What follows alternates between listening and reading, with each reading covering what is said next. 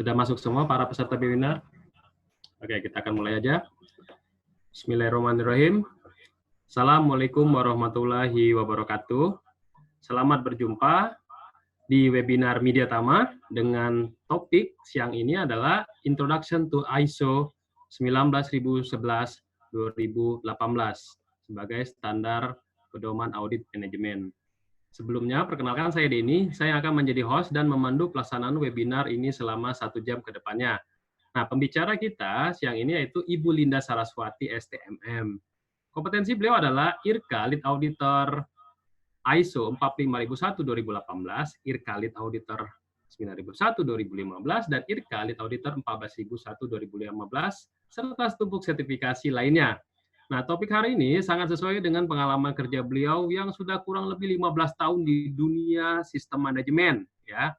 Nah, saat ini Bu Linda menangani banyak sekali perusahaan-perusahaan besar untuk proses konsultansi dan sertifikasi. Dan mengajar juga loh teman-teman di hampir semua PJK 3 yang ada di Indonesia. Ya.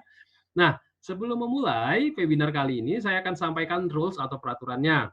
Nah, semua peserta ketika masuk ke webinar, sudah kita mute. Jadi nanti yang terdengar hanya suara pembicara dan host saja. Ingat, yang Media Tama gunakan adalah Zoom webinar, bukan Zoom meeting. Ya, jadi agak sedikit berbeda tampilannya, walaupun sama-sama dari aplikasi Zoom. Yang kedua, pelaksanaan webinar ini dilaksanakan kurang lebih 1 jam, yang mana presentasi dari pembicara sekitar 45 menit, dan sisanya kita akan gunakan untuk tanya-jawab. Nah, untuk tanya-jawab nanti host yang akan mengatur. Jadi, bagi teman-teman semua yang ada pertanyaan, silakan gunakan fasilitas Q&A ya, yang ada di bagian bawah layar Bapak Ibu semua. Ya, gunakan fasilitas tersebut untuk bertanya. Nah, nanti di session kedua, kita akan bahas pertanyaan-pertanyaan yang ada di Q&A tersebut. Tapi tidak semua pertanyaan, kita akan pilih pertanyaan-pertanyaan yang memang cocok. Oke? Nah, untuk modul pelatihan, kita sudah upload di aplikasi Mika Pro. Media Tama Customer Care Profesional. Silakan Bapak Ibu semua download aplikasinya dan install aplikasi tersebut. Di sana banyak sekali modul-modul pelatihan webinar ataupun pelatihan yang tersertifikasi Kemenaker ataupun BNSP. Silakan gunakan fasilitas Mika Pro. Tapi Mika Pro hanya tersedia di Play Store. Jadi untuk App Store masih menunggu. Silakan buat teman-teman semua. Oke, untuk mempersingkat waktu, saya persilakan kepada Ibu Linda untuk mempresentasikan materi kita hari ini. Kepada Ibu Linda, saya persilakan.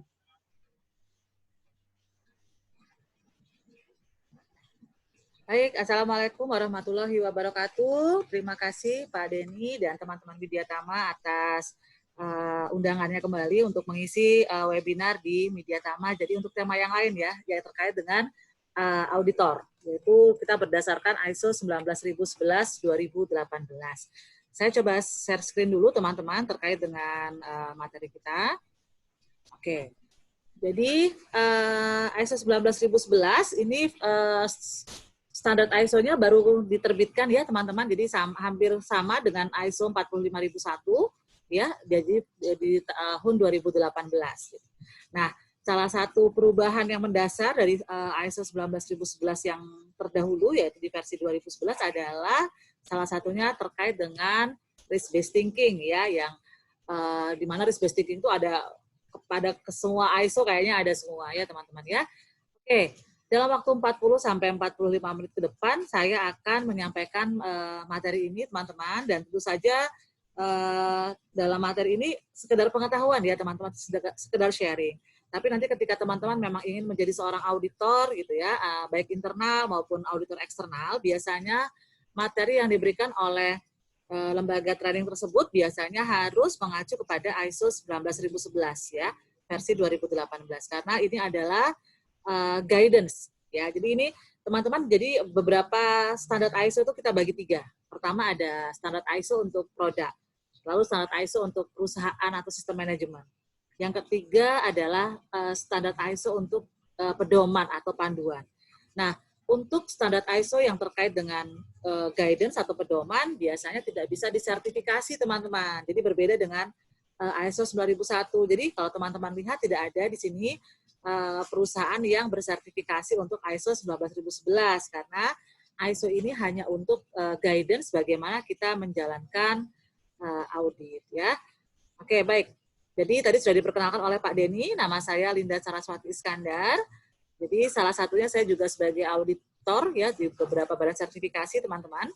Nah, kalau teman-teman buka standar ISO 19011, kebetulan kemarin BSN sebagai lembaga standarisasi nasional ya yang mengeluarkan standar SNI yang merupakan partnernya International Organization for Standardization, BSN membuka website mereka untuk membaca beberapa standar SNI ya teman-teman.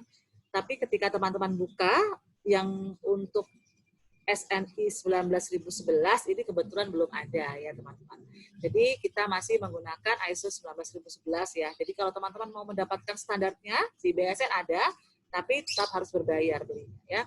Oke, intinya teman-teman di sini ada mengenai prinsip audit, lalu bagaimana kita mengelola program audit atau perencanaan dalam audit. Kemudian kita melakukan bagaimana cara-cara melakukan audit dan yang terakhir adalah melakukan kompetensi. Namun yang saya bahas lebih detail nanti ada pada terkait dengan pelaksanaan audit ya teman-teman. Untuk yang kompetensi dan evaluasi tidak saya bahas sama sekali. Sedangkan untuk prinsip dan pengelolaan program audit saya akan bahas sekilas, tidak banyak ya. Nah, perlu teman-teman ketahui ada beberapa definisi mengenai audit ya. Jadi kalau audit yang dilakukan oleh perusahaan sendiri ya itu disebutnya dalam ISO 19011 adalah istilahnya audit pihak pertama. Oke. Kemudian kalau auditnya dari pihak luar, kita bagi dua teman-teman. Ada yang namanya audit pihak kedua dan ada yang namanya audit pihak ketiga. Audit pihak ketiga ini biasanya mereka untuk melakukan audit terkait dengan persyaratan sistem manajemen atau mereka untuk melakukan audit terkait dengan peraturan perundangan. Jadi teman-teman, karena sebagai contoh SMK 3 ya, PP 50, meskipun dia bukan syarat ISO, tapi kita bisa saja mengajarkan teknik audit atau pedoman audit ISO 19011-2018 ya dalam audit SMK 3. Itu tidak jadi masalah ya.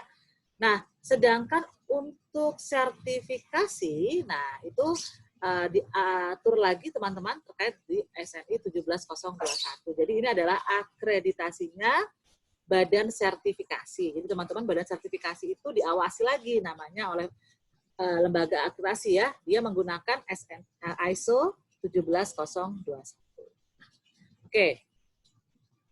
Teman-teman bagi yang baru paham apa itu audit ya meskipun secara definisi teman-teman bisa lihat di beberapa standar sistem manajemen seperti ISO 9001, ISO 14000 dan 45001. Definisinya adalah audit itu apa yang namanya proses penilaian secara sistematis, teman-teman ya. Lalu audit itu dilakukan secara independen dan audit itu harus terdokumentasi. Jadi dikatakan tujuan audit adalah memperoleh bukti audit ya. Dan bukti itu harus dievaluasi secara objektif, tujuannya untuk menentukan sampai sejauh mana kriteria. Nah, jadi kalau saya coba pilah ya kata-katanya teman-teman definisi ini sebenarnya artinya sangat luas sekali. Jadi sebagai contoh, kenapa audit itu harus sistematis? Ya, ternyata audit itu yang diaudit adalah bukan objek teman-teman, tapi sistem. Ya, jadi kembali lagi. Perbedaan signifikan antara audit dan inspeksi. Kalau teman-teman suka kadang-kadang safety patrol, teman-teman HSE ya, atau kita melakukan inspeksi terkait dengan PRP dan sebagainya, maka inspeksi itu lebih kepada objek.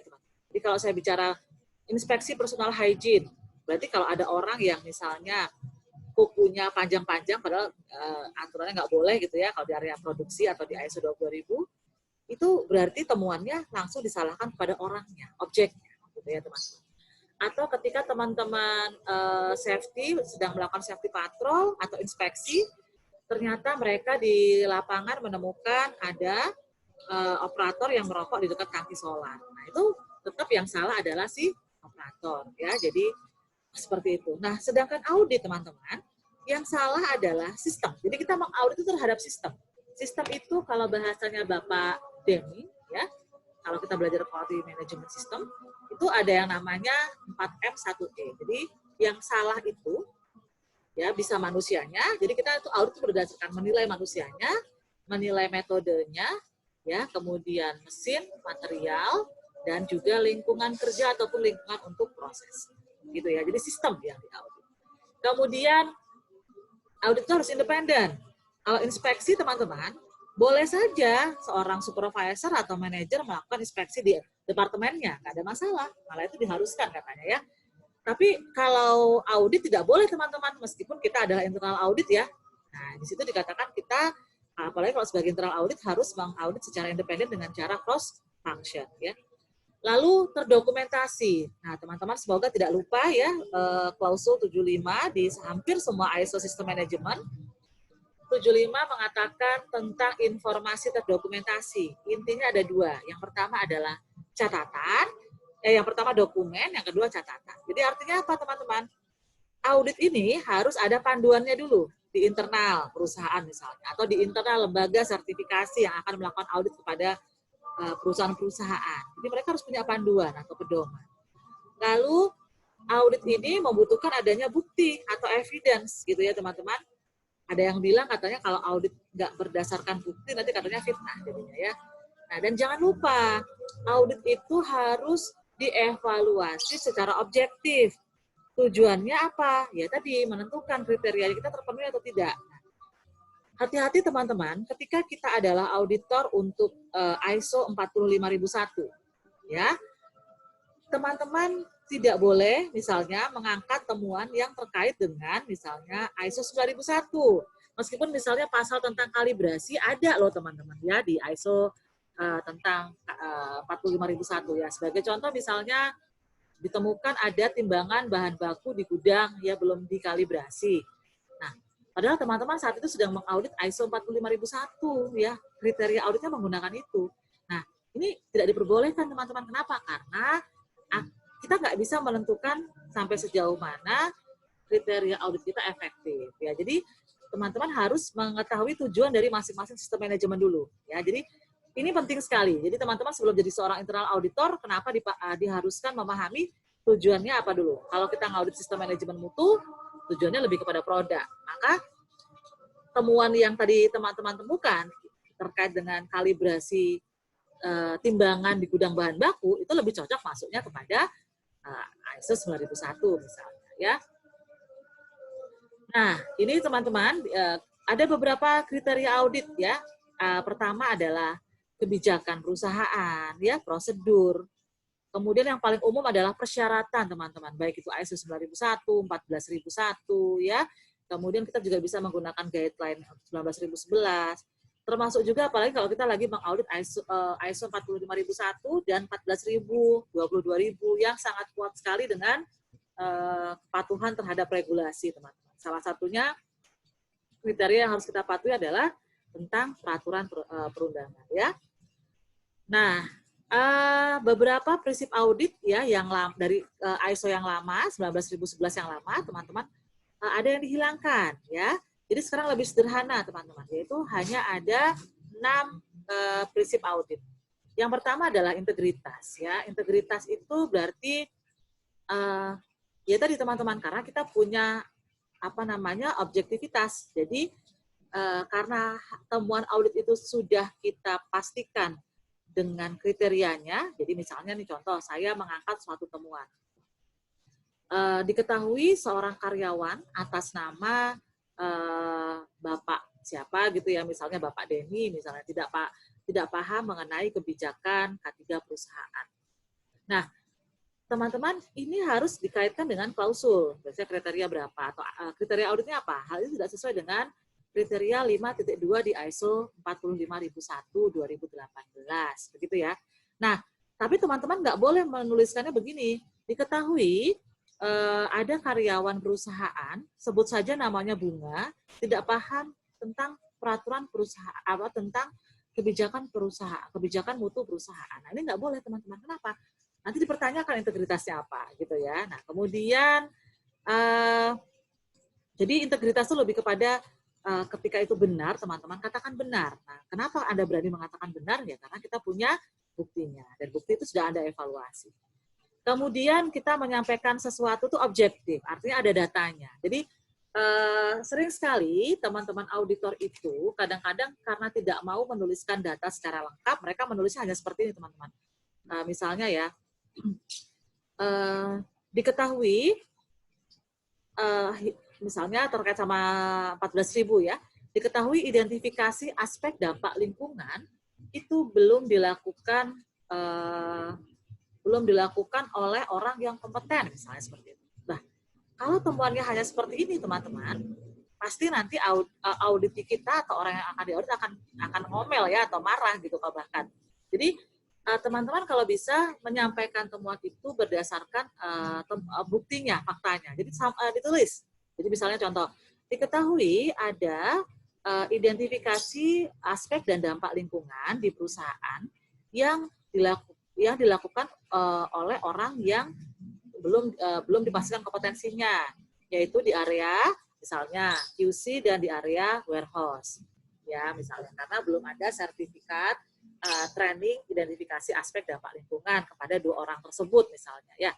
Nah, jadi karena kita menyampaikan temuan atau ketidaksesuaian secara objektif, teman-teman, maka nanti laporan audit kita akan lebih bisa diterima oleh si audit. Artinya, mereka paham bahwa sebenarnya yang belum kompeten adalah hanya di 2 orang tersebut atau di 2 departemen tersebut ya. Kemudian teman-teman ini sangat penting sekali ya, karena mengingat sekarang ada beberapa data-data perusahaan yang dikirimkan kepada atau yang ditunjukkan kepada kita mungkin sifatnya rahasia. Sebagai contoh misalnya sasaran perusahaan ya. Ada sasaran mutu perusahaan yang biasanya terkait dengan revenue atau pendapatan perusahaan gitu ya. Nah, bagi beberapa perusahaan swasta yang mungkin bukan perusahaan TBK, nah biasanya mereka menganggap ini adalah hal yang rahasia gitu ya. Nah, sehingga ini penting sekali bagi kita para auditor untuk yang namanya membuat fakta integritas ya, atau non-disclosure agreement, bahwa apapun data dan fakta yang kita temukan saat kita melakukan audit, dipastikan dijaga kerahasiaannya, tidak akan dipublish ke khalayak umum misalnya ya. Kemudian sebagai auditor ya kita harus profesional, artinya teman-teman kita harus bisa menempatkan diri sebaik-baiknya ya, meskipun misalnya ada yang bilang audit itu kadang-kadang kita nggak bisa saklek tegang gitu ya teman-teman suasananya. Jadi kadang-kadang kita harus bawa audit untuk bisa humor dan sebagainya. Kenapa? Sebenarnya tujuannya adalah agar audit kita mau sebenarnya menyampaikan. Karena kan sebenarnya kalau audit itu beda dengan lagi training ya. Kalau lagi training saya ngomong terus ya. Tapi kalau saya sebagai auditor, harusnya auditi saya teman-teman yang lebih banyak ngomong ya. Karena, nah gimana caranya agar auditi saya lebih banyak ngomong kalau dianya tegang ya kan? Nah, tapi tetap teman-teman kita harus profesional. Misalnya saat kita sudah ajakin ngobrol, ternyata ya kadang-kadang ada ya teman-teman curcol ya atau curhat colongan gitu ya. Tapi kita tetap harus profesional ya. Lalu pendekatan berdasarkan bukti. Jadi teman-teman penting sekali bagi kita seorang auditor untuk lebih bijaksana. Jadi artinya temuan audit tidak bisa langsung semerta-merta. Misalnya teman-teman menemukan ada suatu, misalnya contoh ya, saya menemukan ada puntung rokok di area tempat penyimpanan batu bara. Nah, saya sudah menemukan bukti itu, tapi tidak boleh saya tiba-tiba bilang diketahui ada karyawan yang merokok. Itu sebenarnya nggak boleh. Ya, meskipun sebenarnya saya tahu. Kenapa? Karena mungkin saya harus membutuhkan waktu yang lebih dalam lagi atau penelitian yang lebih dalam lagi untuk memastikan apakah betul memang ada orang-orang yang merokok di situ ya, seperti itu teman-teman. Nah ini teman-teman, jadi intinya pengelolaan, sekarang kita masuk kepada pengelolaan program audit ya. Program audit itu sama seperti kita melakukan penjadwalan audit ya teman-teman. Jadi pertama kita tetapkan dulu tujuan audit kita apa ya. Tadi harus diingat teman-teman, karena bisa jadi karena kita menggunakan ISO 19011 ini bisa jadi untuk audit kepada supplier kita, ya. Berarti kita melakukan audit pihak kedua. Jadi tujuannya itu sebenarnya apa sih? Nah, harus diketahui dulu tujuannya apa, ya. Kemudian audit pihak pertama, ya teman-teman. Audit pihak pertama itu karena kita adalah orang internal, biasanya kita lebih tahu kelemahan dalam sistem ya teman-teman. Jadi kita harus menentukan dulu tujuannya apa sih, berbeda dengan misalnya tujuannya audit badan sertifikasi misalnya ya, di mana ketika mereka datang ke perusahaan ya, sudah pasti teman-teman ya personel-personel di perusahaan biasanya suka udah pada dandan gitu ya, atau sudah merapikan dokumen-dokumennya ketika mau ada audit dari badan sertifikasi. Jadi biasanya tujuan auditnya pasti ada perbedaan ya. Biasanya kalau internal audit lebih kepada improvement dan sebagainya ya. Nah, lalu program audit ini harus kita pantau dan kita evaluasi. Artinya prinsip PDCA-nya tetap berjalan. Jadi artinya teman-teman seperti halnya klausul ISO ya di klausul 10, ketika misalnya sasaran atau target kita tercapai, maka itu harus ada improvement atau peningkatan. Ya. Tapi kalau misalnya belum tercapai tujuan auditnya, teman-teman, maka perlu ada yang namanya corrective action, ya, koreksi dan corrective action. Jadi intinya teman-teman kaji ulang ini tujuannya adalah pertama mereview apakah tercapai tujuan kita, ya. Kedua adalah kalau memang sudah tercapai maka kalau bisa ada improvement dan sebagainya. Nah, teman-teman, era sekarang adalah eranya integrasi ya teman-teman, di mana banyak perusahaan yang mengintegrasikan banyak sistem manajemen dalam satu perusahaan ya. Jadi sebagai contoh ada perusahaan yang menerapkan ada ISO 9001, ada ISO 14000, 45001 ya, dan juga mungkin energy management system ya. Nah, biasanya teman-teman program audit itu melihat dari sisi kompleksitas perusahaan. Jadi misalnya semakin luas perusahaan, bisa jadi ya jumlah auditornya harus makin ditambah. Proses untuk produksinya ya itu ternyata sangat kompleks ya teman-teman. Lalu proses R&D-nya sangat kompleks, maka bagi ISO 9001 wajib ada jumlah auditor yang ditambah di area produksi misalnya ya. Kemudian sebagai contoh teman-teman program audit saya mengaudit untuk perusahaan 14001 untuk perusahaan di dalam kawasan ya, dengan perusahaan yang langsung berdekatan dengan masyarakat itu juga berbeda teman-teman dari sisi resiko terkait dengan pencemaran. Nah, jadi artinya kompleksitasnya organisasi ini juga tetap harus dipertimbangkan ya. Nah, intinya teman-teman saat kita mengetahui program audit ini ya, sudah kita rencanakan, kita tahu ternyata organisasinya sudah matang nih, SDM-nya sudah oke, anggaplah dia sudah 10 tahun ber-ISO 9001 ya, sejak zaman ISO 9001 yang versi 90-an gitu ya teman-teman. Nah itu mereka sudah ber-ISO 9001, harusnya mereka lebih mature daripada yang sekarang. Nah berarti program auditnya pun harusnya berbeda ya.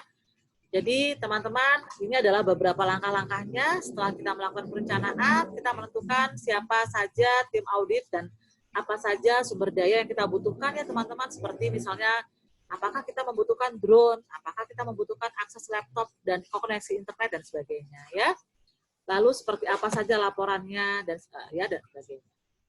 Nah, jadi intinya teman-teman ini terutama bagi badan sertifikasi atau kalau kita lagi melakukan audit eksternal ya, penjadwalan audit ini ya kata kuncinya harus mempertimbangkan resiko ya program audit. Jadi artinya begini teman-teman, ketika saya punya klien yang site-nya itu ternyata untuk menuju ke sana ada beberapa resiko ya teman-teman, itu harus kita pertimbangkan. Jadi artinya kita tetapkan bahwa waktu yang dibutuhkan untuk audit adalah sekian lama. Nah kemudian mungkin kondisinya bagaimana. Nah terutama tadi ya teman-teman, karena sekarang berkembang ada namanya remote audit atau kita menggunakan audit dengan teknologi ICT ya teman-teman. Sebagai contoh misalnya saya mengakses data perusahaan gitu, itu diperbolehkan sama si auditi saya, maka saya harus menjaga kerahasiaan dan keamanan informasi tersebut ya. Nah yang terakhir adalah saya harus misalnya saya adalah scheduler atau orang yang melakukan penjadwalan audit. Saya harus memastikan bahwa auditor dan ketua atau lead auditor saya itu harus kompeten teman-teman ya.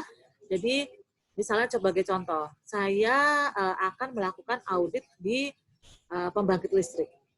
Beberapa badan sertifikasi besar teman-teman, karena dia mengacu kepada ISO 19011 dengan lebih ketat, ketika lead auditor dan auditornya tidak punya background bekerja di power plant, maka biasanya mereka diminta untuk menggunakan yang namanya expert atau tenaga ahli yang memang punya pengalaman bekerja di pembangkit. Ya, saya pernah punya pengalaman teman-teman mengaudit puskesmas untuk ISO 9001.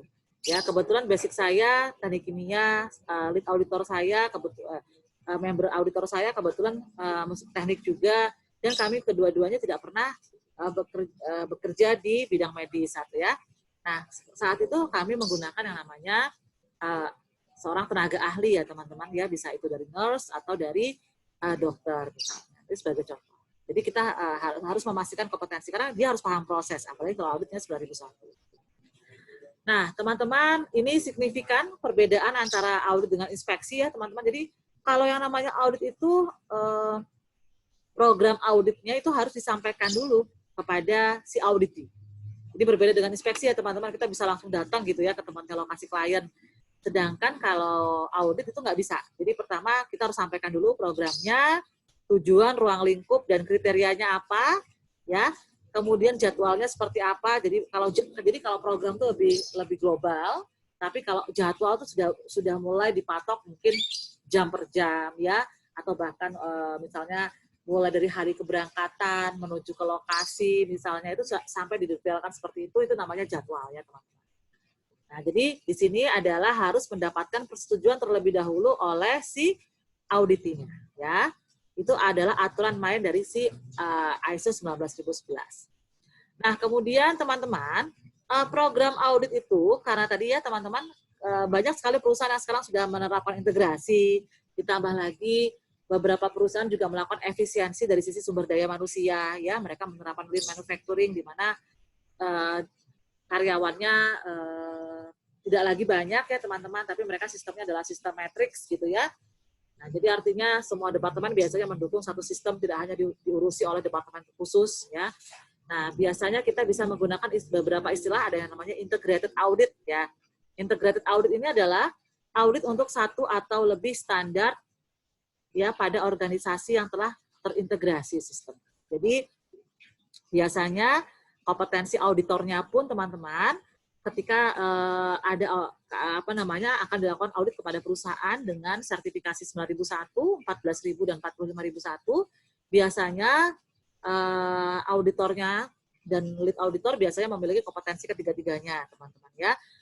Kemudian biasanya waktu yang dibutuhkan jadinya lebih efektif ya teman-teman, karena memang biasanya sebagai contoh ya, kalau saya melakukan audit tapi auditnya itu tidak integrasi, itu kita sebut baru yang namanya combined audit. Ya. Jadi misalnya audit 9001 dilakukan bersama-sama dengan audit 14001, itu bisa saja teman-teman. Tapi auditornya berbeda. Ya.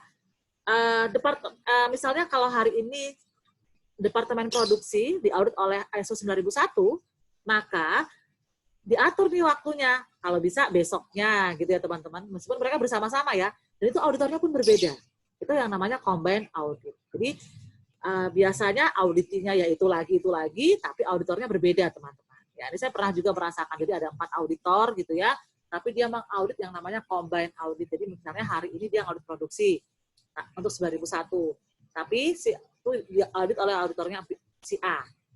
Auditor B mengaudit besoknya produksi tapi untuk ISO 14001. Nah, itu adalah namanya combined audit. Nah, kalau joint audit adalah, ini perbedaan yang lain lagi ya teman-teman. Saya pernah juga ada klien saya, Semen Gresik, dia melakukan yang namanya joint audit.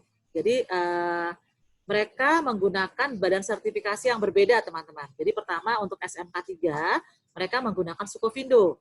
Tapi untuk ISO 9001 dan SNI, mereka menggunakan BSI kalau nggak salah, Badan Standarisasi Indonesia yang di bawahnya Kementerian Perindustrian ya. Jadi mereka bisa saja melakukan joint audit ya. Dan modelnya mirip seperti combined audit ya teman-teman. Tapi bedanya kalau combined audit itu biasanya dari organisasi yang sama, misalnya lembaga auditnya misalnya sama-sama Lloyd atau sama-sama SGS gitu ya.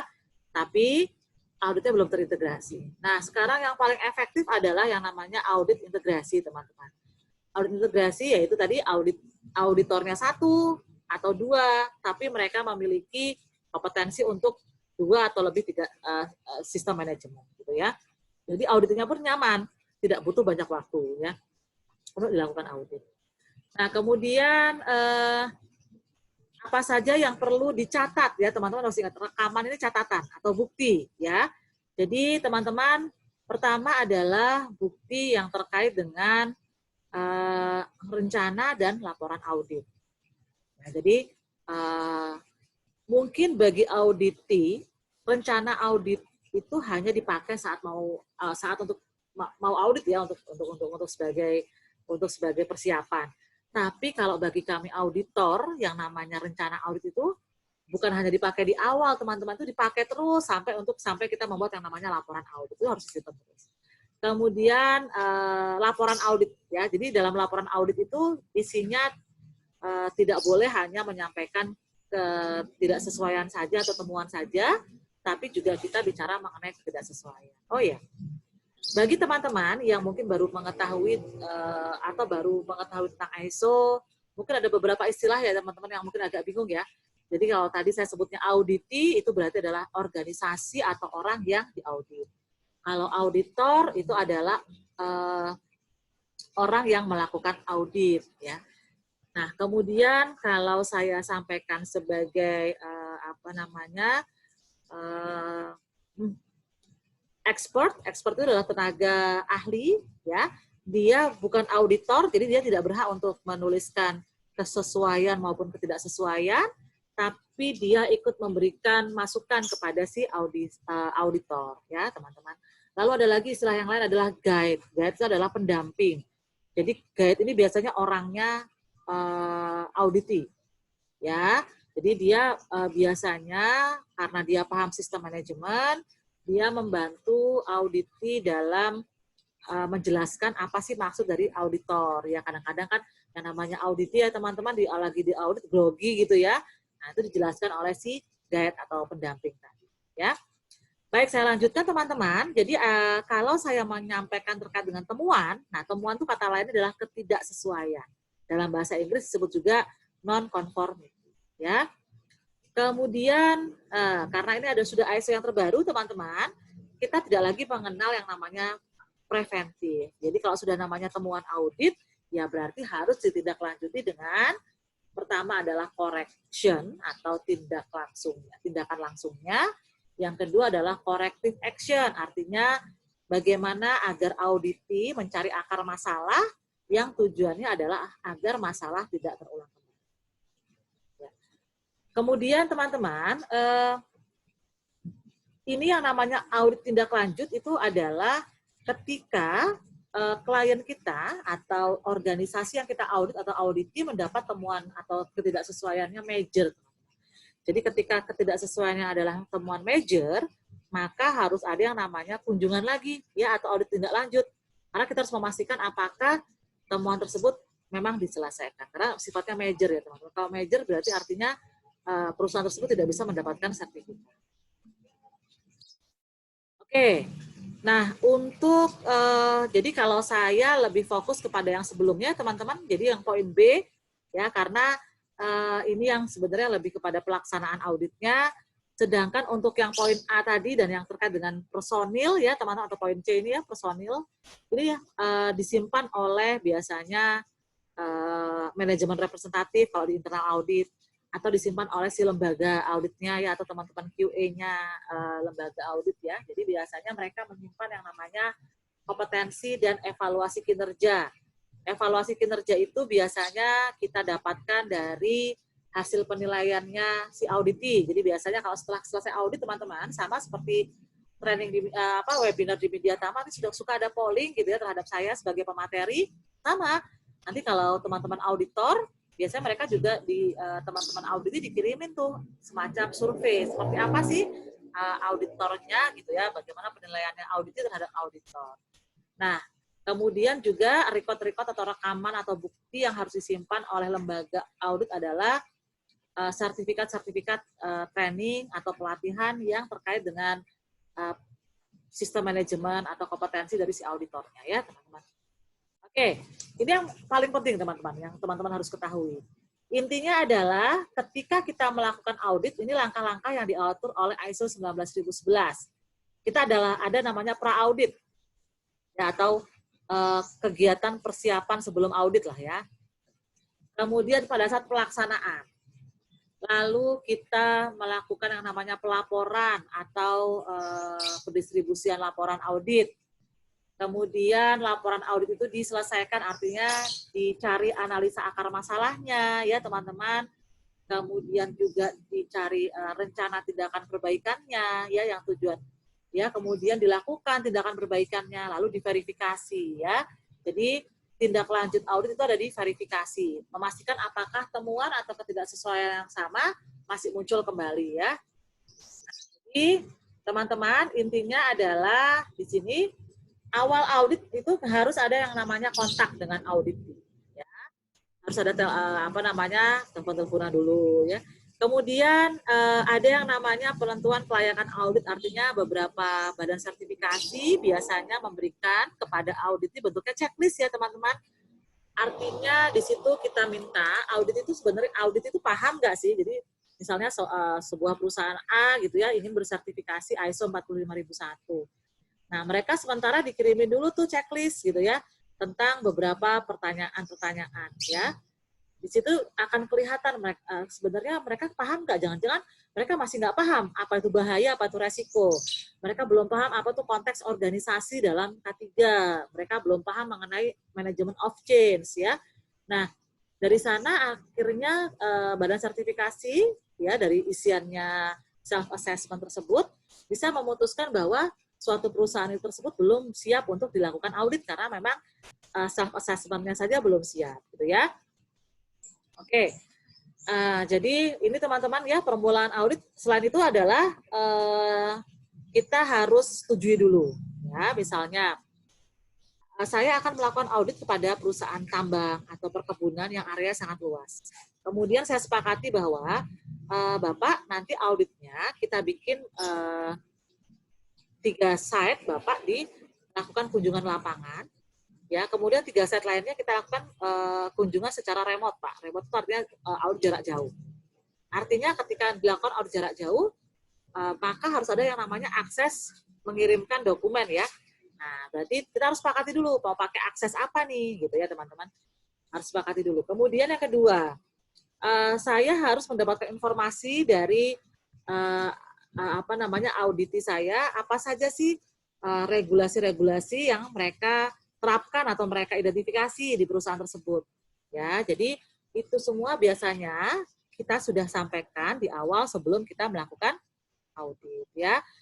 Kemudian ruang lingkup audit misalnya ya, sebagai contoh pabrik saya sedang melakukan ekspansi gitu ya. Nah, area ekspansi di samping pabrik saya itu misalnya saya anggap area project. Nah, saya sampaikan nih kepada si auditor saya bahwa atau kepada badan sertifikasi bahwa yang diaudit nanti hanya area pabrik yang existing ya. Area pabrik yang sedang diperluas ini nggak perlu diaudit gitu ya misalnya ya. Karena dia tidak masuk dalam ruang lingkup, itu juga harus kita sampaikan kepada auditor. Nah, kemudian juga terkait dengan keselamatan, keamanan ya, atau jadi misalnya kita punya area-area terbatas ya, yang mengharuskan misalnya ada pakaian-pakaian khusus ya untuk auditor ya, atau akses khusus misalnya, nah itu harus disampaikan. Ya, misalnya contoh, Bapak nanti tolong karena kami tidak menyediakan misalnya safety shoes dan helmet, mungkin Bapak bisa membawa sendiri misalnya, tapi kami siapkan rompi yang ada spotlight-nya, nah itu mungkin disampaikan. Kemudian teman-teman juga harus menyampaikan bahwa misalnya ya sebagai contoh, ada beberapa auditor yang tidak berkenan ketika di perusahaan teman-teman yang menggunakan konsultannya ikut hadir, biasanya ada yang nggak mau, gitu ya. Jadi dari awal teman-teman di sini diperbolehkan untuk disampaikan. Jadi teman-teman sampaikan, Bapak besok saya ada audit besok saya ada konsultan yang akan hadir gitu ya. Dan saya ada nanti mungkin besok ada beberapa pengamat dari sister company Pak mau hadir gitu ya. Jadi karena mereka besok mau sertifikasi yang sama gitu ya dengan badan sertifikasi Bapak.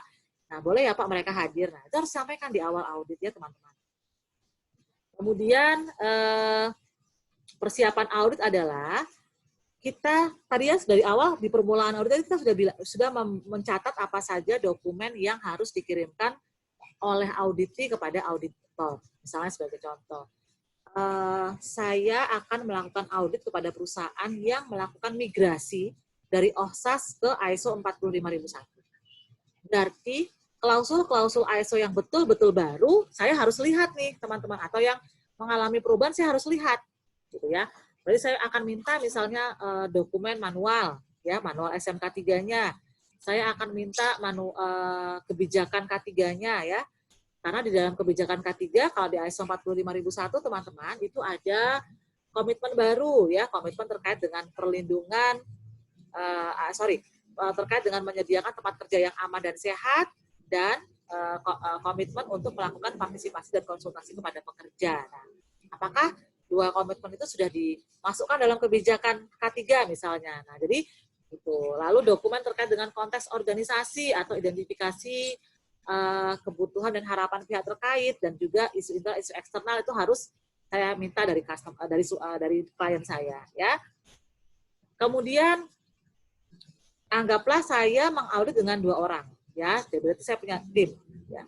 Nah, itu harus saya bagi teman-teman. Jadi misalnya saya harus membaca dulu di mana kekuatan tim saya gitu ya. Jadi anggaplah saya punya 1 orang member audit ya, yang kebetulan kekuatan dia karena basicnya dia adalah teknik mesin ya, dan dia punya background lama di maintenance, anggaplah. Nah, berarti nanti mungkin saya bagi-bagi, oke, jadi untuk area general affair, kemudian untuk maintenance, saya minta si Bapak A yang mengaudit, sedangkan saya akan mengaudit misalnya production, misalnya ya. Nah, jadi kita membagi tugas. Kemudian kita siapkan dokumen kerja. Dokumen kerja ini artinya adalah checklist audit atau report audit, draft report audit. Nah, itu sudah saya siapkan ya. Lalu teman-teman jangan lupa ya, yang namanya audit itu kita punya 3 cara ya.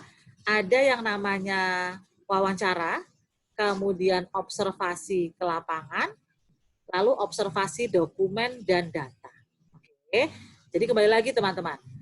Kalau kita melakukan audit tidak dengan 3 cara ini, maka ada yang bilang katanya nggak sah ya, karena 3 syaratnya nggak terpenuhi. Oke, jadi bagi teman-teman yang dulunya seorang HSE officer yang suka ke lapangan gitu ya, kalau disuruh safety patrol, biasanya ketika dia diminta untuk review dokumen agak-agak ngantuk gitu ya, agak-agak males. Nah, sekarang harus membiasakan diri untuk melakukan itu teman-teman ya, harus banyak review dokumen dulu, atau kalau perlu lakukan wawancara ya, karena yang namanya audit harus memenuhi tiga cara ini ya teman-teman. Nah, saya coba agak mundur ya teman-teman ya.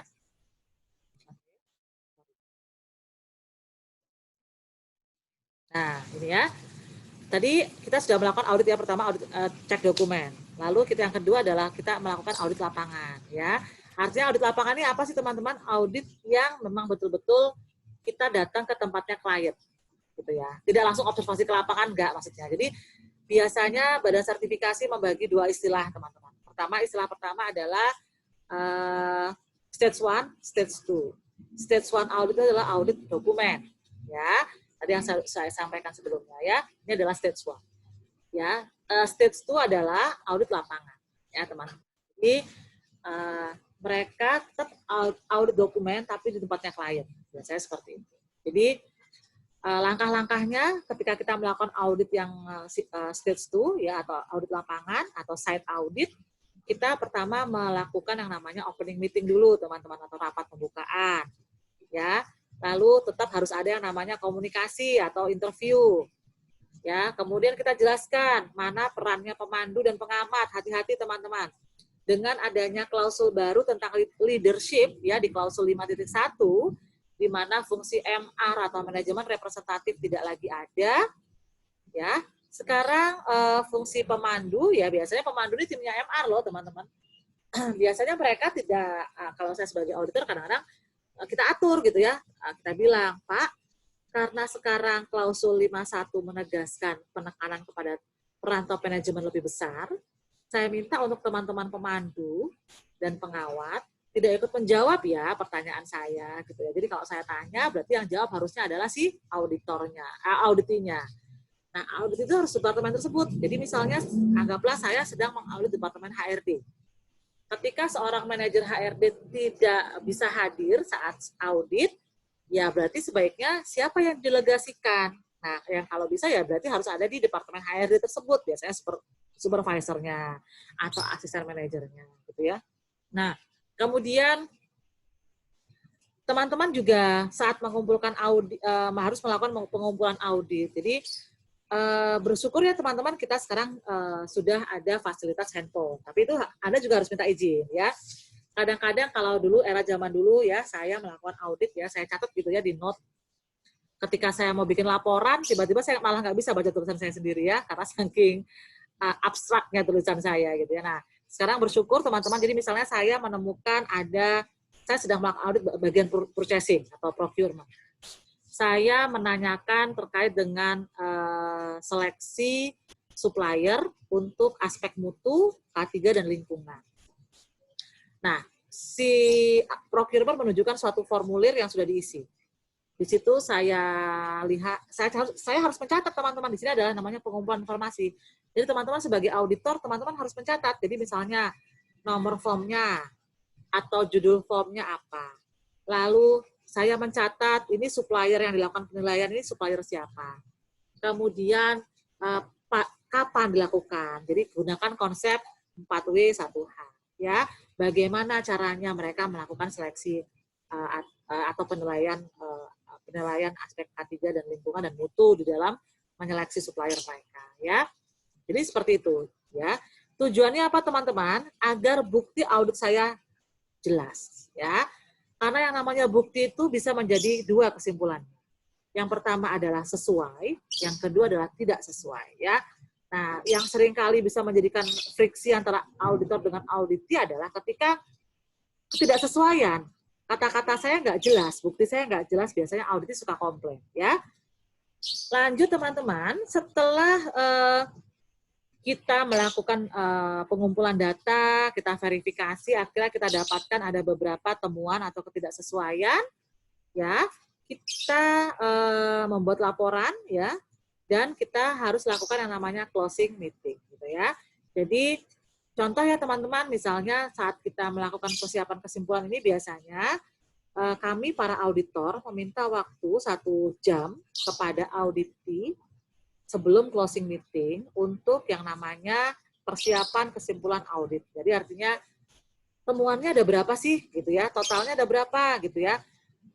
Kemudian mereka direkomendasikan nggak dapat sertifikat ISO gitu ya.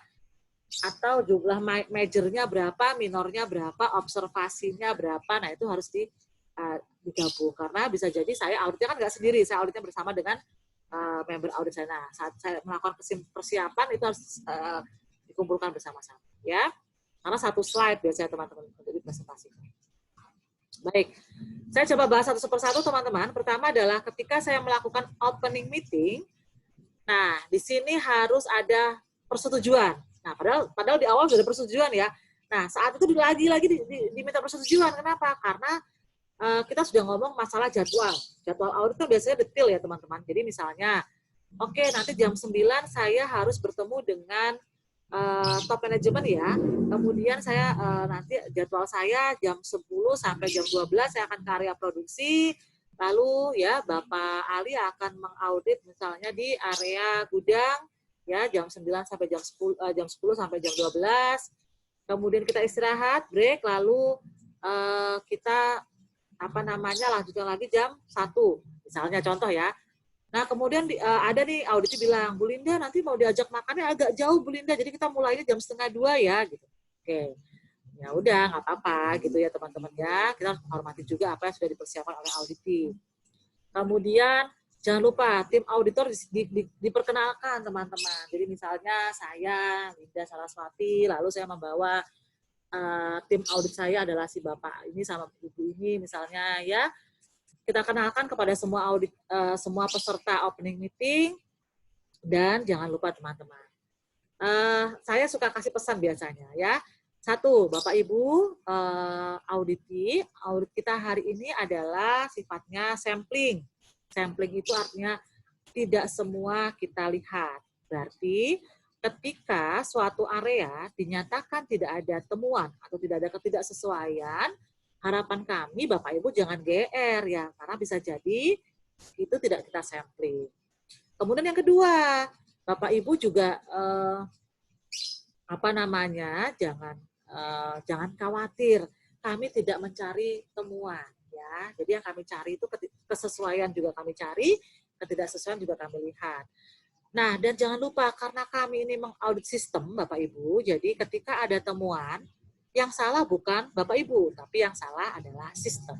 Gitu ya. Jadi itu kita sampaikan. Karena teman-teman harus sampaikan bahwa bisa jadi ada resiko audit kita jadi takut, menunjukkan, jadi grogi, akhirnya dokumen yang diminta salah, itu adalah hal-hal atau resiko-resiko yang bisa terjadi. Tapi teman-teman juga harus tahu bahwa ketika saya punya background di kontraktor migas, kemudian saya mengaudit perusahaan sejenis, ya, berarti ada peluang bagi si perusahaan yang saya audit untuk mendapatkan beberapa masukan-masukan atau benchmark ya teman-teman terkait dengan bagaimana cara untuk melakukan improvement untuk sistem manajemen. Gitu ya. Jadi ada resiko, ada peluang. Ya.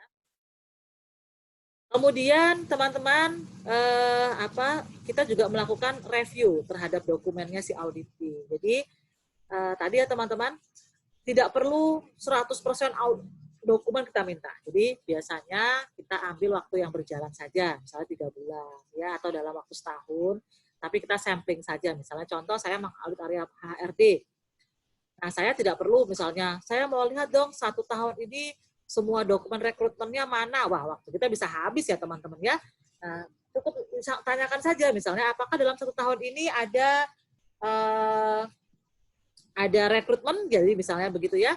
Boleh saya ditunjukkan 2 bukti rekrutmen untuk 2 personel misalnya ya yang dilakukan di tahun anggaplah 2019 misalnya seperti itu. Nah, kemudian teman-teman intinya kita dengan auditi ya tidak boleh ada yang ditutup-tutupi. Artinya begini teman-teman. Apapun yang kita catat dalam catatan audit kita atau audit notes ya. Ketika kita sudah selesai mengaudit departemen tersebut, jadi misalnya saya punya waktu jam 10 sampai jam 12 mengaudit produksi. Nah, ketika saya sudah selesai mengaudit area produksi, teman-teman harus sampaikan sebagai auditor. Oke Pak, jadi hasil audit saya ke produksi, saya tidak menemukan sesuatu yang signifikan untuk temuan major. Tapi saya menemukan ada beberapa minor finding ya Pak, tapi saya belum pastikan ini benar-benar semua jadi minor finding apa enggak. Yaitu antara lain, nah, sampaikan nih teman-teman. Jadi tujuan yang lain adalah apa sih? Pertama, ketika misalnya ada resiko-resiko yang mendesak. Jadi misalnya contoh, Pak tadi saya lihat standar Bapak mengatakan untuk pasteurisasi suhunya itu harus 90 derajat Celcius Pak. Tapi diketahui tadi di situ suhunya hanya misalnya 85. Nah, berarti kan ada potensi kontaminasi ya teman-teman. Nah, kenapa harus kita sampaikan? Karena hal itu harus membutuhkan tindak lanjut cepat dari si auditi gitu ya. Atau saya melihat sesuatu yang membahayakan misalnya ya. Anggaplah contoh saya melihat ada kontraktor yang sedang bekerja melakukan perawatan AC atau perbaikan AC di tempat kantornya auditi saya. Tapi dia bekerja misalnya tidak memperhatikan sistem kerja aman, misalnya dia tidak menggunakan safety harness misalnya teman-teman ya. Nah itu saya bisa saja langsung menyampaikan kepada auditi ya, tujuannya agar hal tersebut langsung bisa ditanggapi agar tidak ditunda lagi gitu ya, karena hal itu sudah signifikan ya teman-teman. Nah kemudian bisa saja komunikasi harus kita lakukan ya. Nah intinya teman-teman, saat kita sudah mendapatkan informasi, data, ya fakta, teman-teman tetap harus melakukan verifikasi. Ya, verifikasinya terhadap apa? Terutama satu adalah verifikasinya kepada bukti auditnya. Apakah mereka itu hanya masalah tidak konsisten atau masalahnya ternyata memang sudah mendarah daging gitu ya teman-teman. Sebagai contoh nih, saya menemukan tadi ya ada operatornya petugas kontraktor yang servis AC misalnya, mereka nggak melakukan ini. Nah, saya menemukan hal itu tersebut dari tempat yang lain dalam hal penggunaan APD misalnya. Oke, kalau saya hanya temukan di area perawatan atau perbaikan AC, berarti bisa jadi ada ketidakkonsistenan teman-teman dalam hal penyampaian ketentuan K3 dalam purchase order-nya atau dalam SPK gitu ya kepada si vendor AC-nya gitu ya. Tapi bisa jadi saya menemukan ada temuan atau ketidaksesuaian yang sifatnya sudah mendarah daging. Artinya apa teman-teman? Ini di semua area sama gitu ya. Ketika misalnya sebagai contoh saya tanyakan bahaya resiko dengan aspek dampak, bagaimana menentukan dampak lingkungan ini signifikan? Ya, kenapa kok dikasih warna kuning, hijau, merah? Mereka rata-rata hampir semua departemen bilangnya adalah, aduh, yang bikin kan departemen HSE, Bu, saya nggak tahu. Hampir semua departemen tersebut bilang kayak gitu, teman-teman. Nah, saya bisa bilang di sini ada yang namanya bukti audit yang menyatakan bahwa sistem ini totally breakdown. Artinya, teman ini bisa kita angkat jadi teman yang major ya, teman-teman. Karena ini terjadi hampir di semua departemen, seperti itu ya. Kemudian, hati-hati teman-teman, ini penting sekali fungsinya bagi teman-teman lead auditor. Kenapa kita harus cari yang lebih bijaksana? Kalau kita melakukan, lagi-lagi saya contohkan dengan inspeksi ya teman-teman. Kalau saya sebagai inspektor, dengan basic pendidikan saya, pengetahuan dan kompetensi saya memiliki wewenang untuk menyatakan ini oke atau ini nggak oke. Sebagai contoh, saya seorang inspektor non-destructive test. Ya, ketika saya melakukan pengecekan pakai penetran, saya menemukan ada kebocoran di sisi tangki. Maka saya sudah menyatakan bahwa tangki ini tidak layak untuk dioperasikan. Oke, itu boleh. Tapi ketika saya adalah seorang auditor, itu diharapkan saya lebih bijaksana, teman-teman. Jadi, artinya saya harus mengevaluasi lagi dan lagi terhadap kriteria audit, gitu ya. Apakah betul ini bisa kita jadikan temuan? Ya, dan apakah temuannya harus major? Hati-hati teman-teman, karena temuan major itu satu, artinya dampaknya bagi si klien adalah perusahaan yang tidak bisa dapat sertifikasi. Yang kedua, mereka harus bayar lagi loh. Tujuannya apa? Untuk kunjungan lagi, karena kami auditor harus kunjungan lagi ke situ. Ya, kalau temuannya adalah major, gitu ya. Jadi melakukan itu. Jadi kita harus lakukan tinjauan audit dan sebagainya. Nah, bagaimana cara kita melakukan sampling, teman-teman? Oke. Nah, beberapa auditor yang sudah berpengalaman, teman-teman auditi suka bilang katanya mereka tangannya tuh ada matanya gitu ya. Karena mereka bisa melakukan yang namanya sampling horizontal dan sampling vertikal. Nah, teman-teman harus tahu bahwa teknik ini biasanya kita mengenal istilah practice make perfect. Jadi, semakin sering kita melakukan audit atau jam terbang kita semakin tinggi, teman-teman. Cara kita menemukan suatu temuan tuh makin oke. Meskipun si audit kita sudah melakukan persiapan data dengan baik gitu ya, atau ada yang suka bikin guyonan katanya ahli manipulasi data gitu ya. Tapi biasanya mereka tetap bisa menemukan mana sih temuan audit gitu ya. Nah, biasanya satu teman-teman, mereka melakukan yang namanya sampling vertikal dan horizontal. Sampling vertikal itu contohnya adalah saya mengambil contoh ya satu klausul pada ISO tapi kepada banyak departemen. Nah, itu ya teman-teman. Jadi contoh, saya hanya bertanya mengenai simbol bahan kimia. Oke. Tapi saya tanya kepada banyak departemen yang menggunakan bahan kimia. Mereka paham nggak sih simbol tersebut artinya apa atau MSDS-nya paling tidak di bagian bagaimana penanganan saat terkena anggota tubuh. Nah, kalau horizontal slice artinya adalah saya melakukan parameter untuk banyak klausul, tapi pada satu temuan saja. Jadi satu bukti saja. Misalnya contoh dari bukti adanya kecelakaan kerja, saya bisa beralih kepada banyak pasal atau klausul, teman-teman. Yang pertama adalah klausul terkait dengan 10.2, yaitu klausul mengenai investigasi. Lalu saya bisa lari ke klausul 72 terkait dengan kompetensi orang yang melakukan investigasi. Saya terus kemudian bisa lari ke klausul 7.4 terkait dengan komunikasi. Apakah learning lesson-nya investigasi ini sudah disebarluaskan atau belum? Seperti itu ya teman-teman. Nah, sampling audit juga bisa kita lakukan teman-teman berdasarkan resiko. Jadi contoh, ketika saya audit untuk ISO 22000, maka area-area yang saya bilang sebagai area high risk, karena di situ adalah area yang dengan potensi kontaminasi tinggi gitu ya, atau potensi kontaminasi silang tinggi, maka area tersebut harus kita lakukan audit lebih dalam, misalnya seperti itu. Atau bisa jadi teman-teman karena kita melihat dari temuan audit yang lalu, itu juga bisa menjadi dasar kita untuk melakukan audit. Atau ada juga regulasi-regulasi baru gitu ya teman-teman, itu juga bisa. Nah intinya teman-teman, setelah kita selesai melakukan audit, itu kita kumpulkan temuan tersebut, ya ada kesesuaian yang bagus, jadi teman-teman nggak boleh hanya yang nggak bagus, ya yang bagus juga harus kita sampaikan. Jadi misalnya kita lihat di situ ada sistem dokumentasi yang rapi, ya, kemudian semua orang paham mengenai apa itu kebijakan mutu, kebijakan K3, kebijakan lingkungan, terus kita sampaikan, ya, sebagai bentuk penghargaan kita kepada audit. Kemudian keterbukaan yang bagus dari teman-teman atau sistem 5R yang bagus, ya, di perusahaan tersebut. Nah, tapi biasanya beberapa badan sertifikasi itu kita bagi dua, teman-teman, ya, membagi dua temuan audit. Yang pertama adalah temuan major dan temuan minor.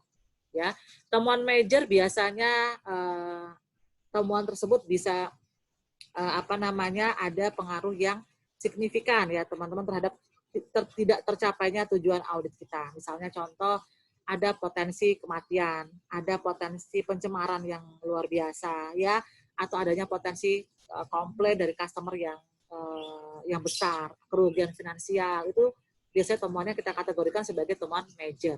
Meskipun itu belum terjadi. Ketika kita temukan pertemuan kayak seperti itu, maka kita jadikan temuan major. Ada juga temuan major apabila temuan tersebut menunjukkan satu siklus tidak berjalan. Tapi mungkin agak susah ya teman-teman, karena satu siklus itu biasanya misalnya siklus plan, do, check, action, ya. Biasa, misalnya semua klausul di klausul 9 tidak terlakukan. Internal audit nggak dilakukan, manajemen review nggak dilakukan, evaluasi analisa data atau pelaporan sasaran mutu nggak dilakukan. Nah, ini kita bisa kategorikan sebagai temuan major.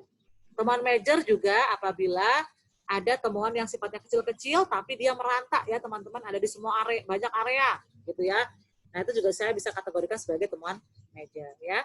Kalau temuan minor, teman-teman, biasanya hanya masalah inkonsistensi data ya, atau inkonsistensi pelaksanaan biasanya seperti itu. Jadi misalnya diketahui ada catatan perawatan mesin ya di bulan, dia dilakukan setiap bulan. Di bulan Januari ada, di bulan Februari ada, di bulan Maret nggak ada. Nah bisa jadi ini hanya masalah konsistensi pengarsipan misalnya ya. Jadi seperti itu. Nah untuk temuan-temuan yang tidak bisa kita kategorikan sebagai ketidaksesuaian, karena saya masih membutuhkan waktu yang lebih lama untuk melakukan analisa atau verifikasi data, namun waktu saya terbatas, maka itu bisa saya kategorikan sebagai temuan observasi atau temuan. Jadi bukan temuan ya teman-teman, tapi sepertinya observasi gitu ya. Kemudian ada juga yang namanya improvement. Jadi misalnya saya memberikan saran, anggaplah saya memberikan contoh ada penerapan di perusahaan klien yang lain, misalnya mereka sudah menggunakan sistem near miss report, sudah menggunakan aplikasi handphone, dan itu sangat efektif ketika digunakan di perusahaannya si klien yang sekarang, karena mereka areanya jauh lebih luas gitu ya, dan itu harusnya lebih bagus. Nah itu silakan disampaikan untuk masalah peluang itu, ya. Intinya teman-teman, sementara kita baru membaginya dua ya, antara ketidaksesuaian dan kesesuaian, ya. Dan yang namanya kriteria audit adalah apa saja yang menjadi dasar kita dalam menentukan itu temuan atau bukan. Biasanya paling gampang kita menggunakan standar sistem manajemen ya dan prosedur-prosedur mereka ya. Nah, jadi intinya seperti ini teman-teman. Selanjutnya kita lakukan pelaporan kepada auditi ya. Intinya metode pelaporannya seperti apa ya, kemudian dipresentasikan. Jadi bisa jadi mungkin yang penting satu laporan teman-teman, tapi bisa jadi yang membacakan itu bergantian, itu bisa jadi ya.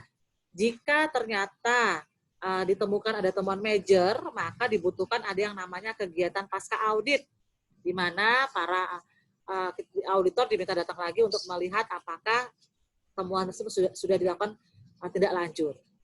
Nah, tapi juga bisa kegiatan pasca audit itu adalah teman-teman auditi diminta untuk mengirimkan yang namanya isian ya teman-teman, terutama di laporan root cause analisisnya seperti itu, dan laporan untuk rencana tindakan perbaikannya, dan nantinya verifikasinya adalah nanti saat surveillance audit atau tahun depan seperti itu. Jadi intinya seperti ini ya teman-teman. Intinya laporan audit biasanya berisi mengenai tujuan audit itu apa, ya, ruang lingkup auditnya seperti apa, di mana saja, kemudian klien audit kita seperti apa sih, jadi misalnya mereka anggaplah lokasinya di mana, berapa orang karyawannya, ada nggak proses R&D, ya, ada nggak proses gudang, dan sebagainya. Lalu kriteria auditnya apa saja, peraturan perundangannya apa saja, ya, dan bagaimana kesimpulan auditnya. Itu biasanya hal-hal yang umum yang harus kita sampaikan dalam laporan audit. Jadi jangan lupa teman-teman, di sini kita ada yang namanya CAR. CAR itu adalah Corrective Action Report. Jadi ketika ada temuan audit atau ketidaksesuaian, maka auditor membuatkan yang namanya CAR. Ya, CAR itu harus disepakati kapan waktu yang harus dilakukan untuk perbaikannya dan kapan dilakukan verifikasi. Biasanya kalau auditnya eksternal, verifikasinya dilakukan adalah tahun depan. Kalau memang mereka durasinya tahunan, ya, atau 6 bulan sekali. Tapi ketika teman-teman adalah auditor internal, teman-teman bisa membuat persyaratan bahwa melakukan verifikasi audit biasanya 1-2 bulan setelah kita melakukan tindakan perbaikan. Oke, mungkin itu Pak Denny yang bisa saya sampaikan terkait dengan ISO 19011 atau panduan untuk melakukan audit sistem manajemen. Saya kembalikan lagi kepada Pak Denny. Oke, Bu Linda. Boleh di stop screen dulu, Bu. Oke, bagi teman-teman semua yang ingin bertanya langsung dengan Ibu Linda, silakan gunakan fasilitas raise hand. Ingat, raise hand-nya 1 kali klik aja, posisikan warna biru supaya tahu siapa yang akan berhak untuk berbicara langsung dengan Ibu Linda. Oke, sambil menunggu Ibu Linda narik napas dulu, ya, istirahat sebentar.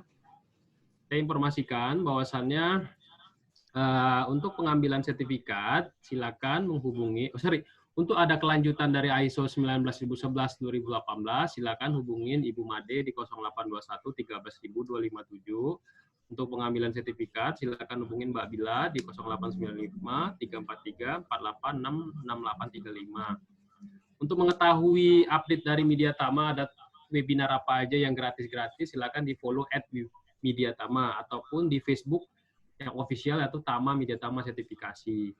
Nah, insya Allah video sore ini, ya webinar sore ini saya akan upload di YouTube-nya Kak Cideni. Silakan di search Kak Cideni dan di subscribe. Termasuk punya Ibu Linda ya, di subscribe juga ya. Ibu Linda baru buat YouTube nih kayaknya.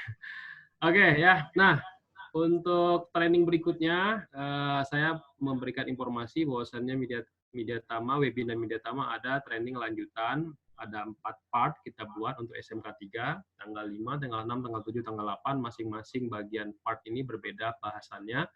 Besok kita akan bahas prinsip dasar SMK 3, lusa teknik audit SMK 3, tanggal 7 mekanisme sertifikasi dan lembaga audit, dan tanggal 8 pembuatan laporan audit dan tindak lanjut temuan audit. Jadi masih ada nge-linknya, tapi saya fokusnya di SMK 3.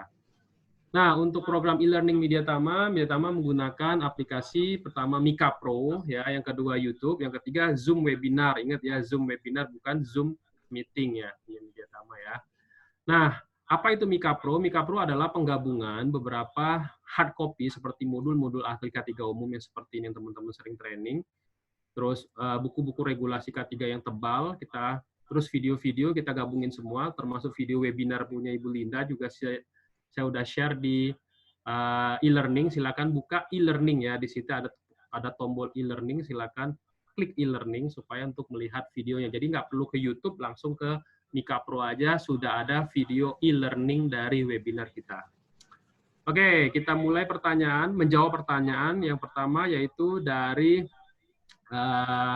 Dion Ragil. Nah, ini bagaimana mekanisme audit internal ataupun eksternal pada saat COVID-19 atau remote audit. Nah, ini mungkin Bu Linda bisa diinformasikan kembali protokol untuk audit internal atau eksternal dalam proses remote audit. Silakan Bu Linda. Oke. Baik, terima kasih Mas Dion. Ya, ini kebetulan Mas Dion itu member HSE Indonesia juga, Pak Denny, yang sering juga tanya-tanya karena kebetulan praktisi ISO ya. Ya, jadi Mas Dion kebetulan kalau untuk remote audit ini sebenarnya sudah pertama dikenalkan di ISO 19011 ya. Kemudian dari sisi external audit ya, itu diperbolehkan kita menggunakan acuan yaitu IAF MD 8 ya, Mas Dion. Di situ dikatakan bahwa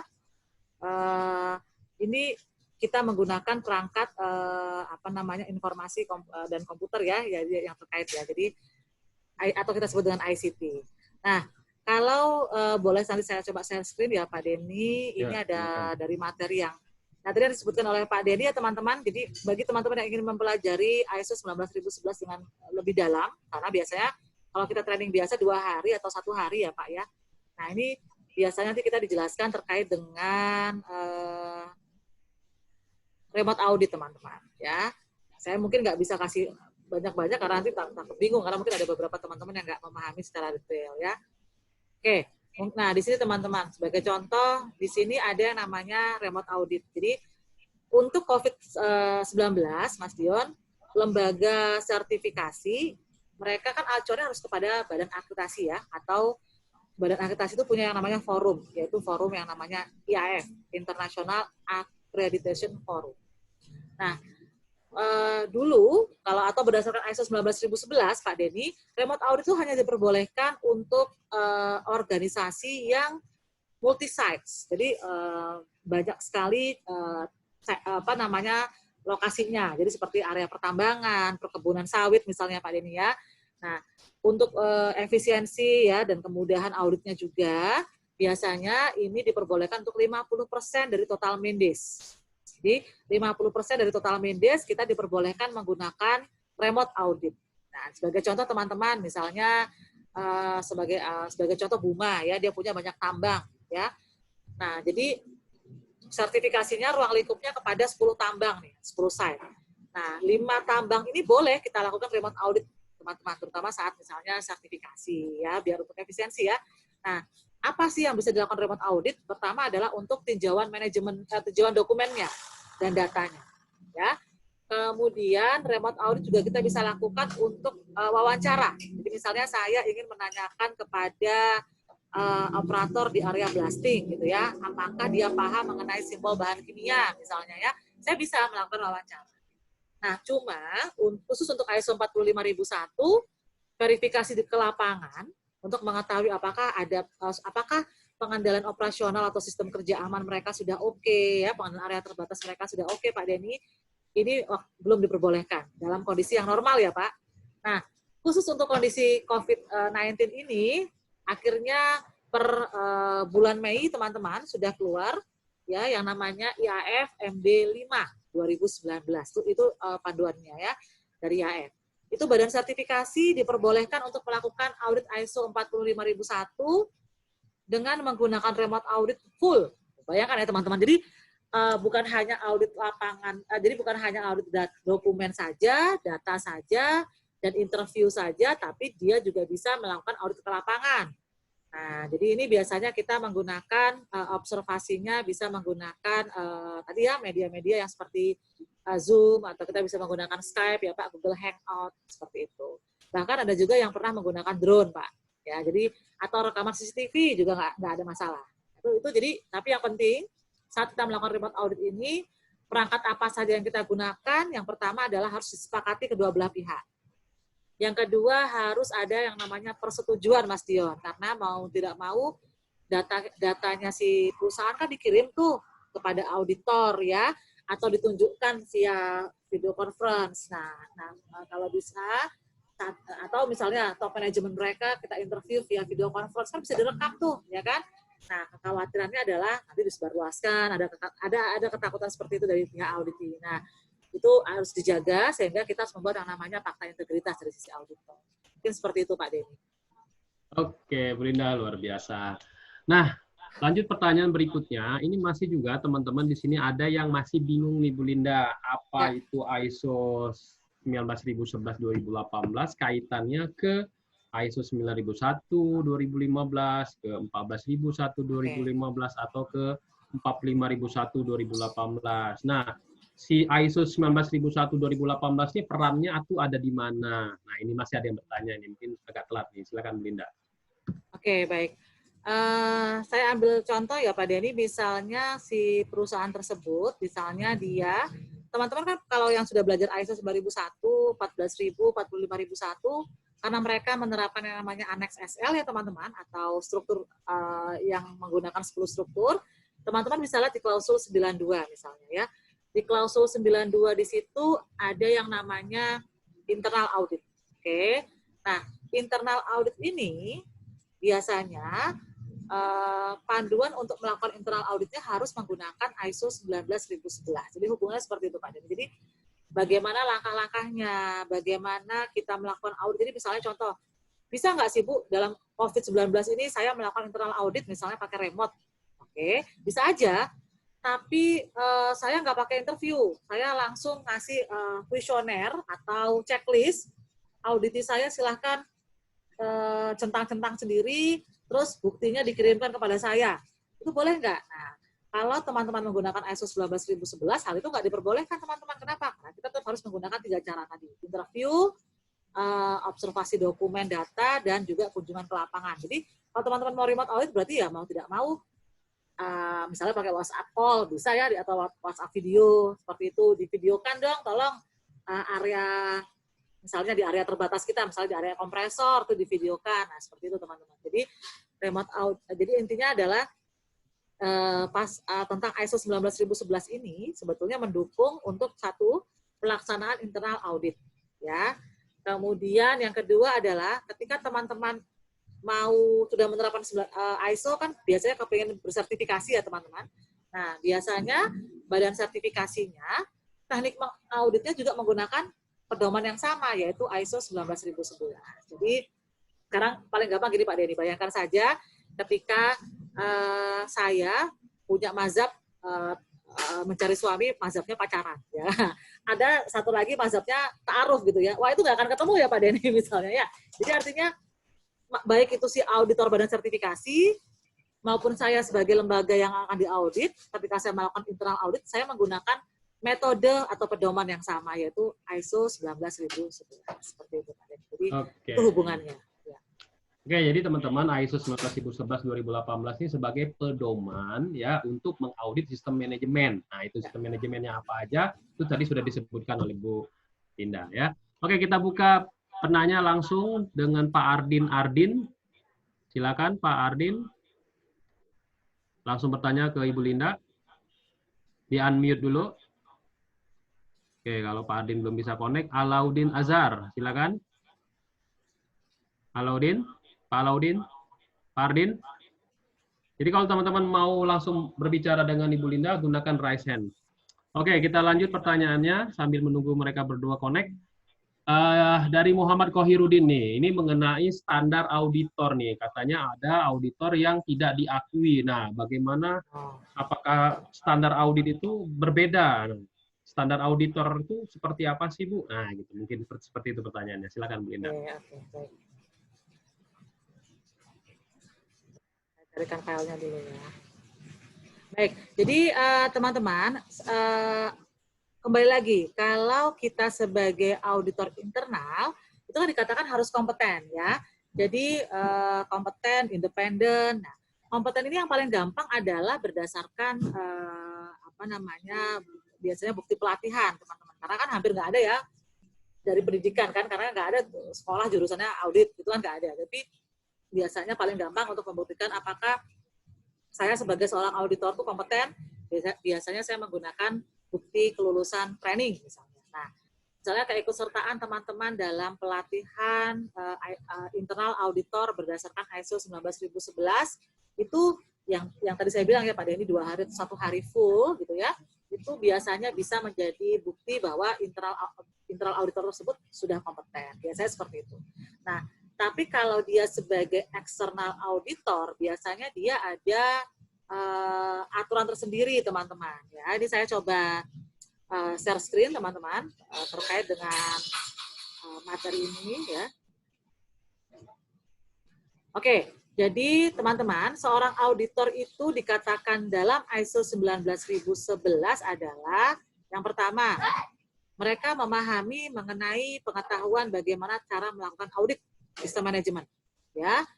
Kemudian khusus untuk lead auditor, jadi anggap lagi nih, Pak Denny sebagai lead auditor, saya sebagai member auditor.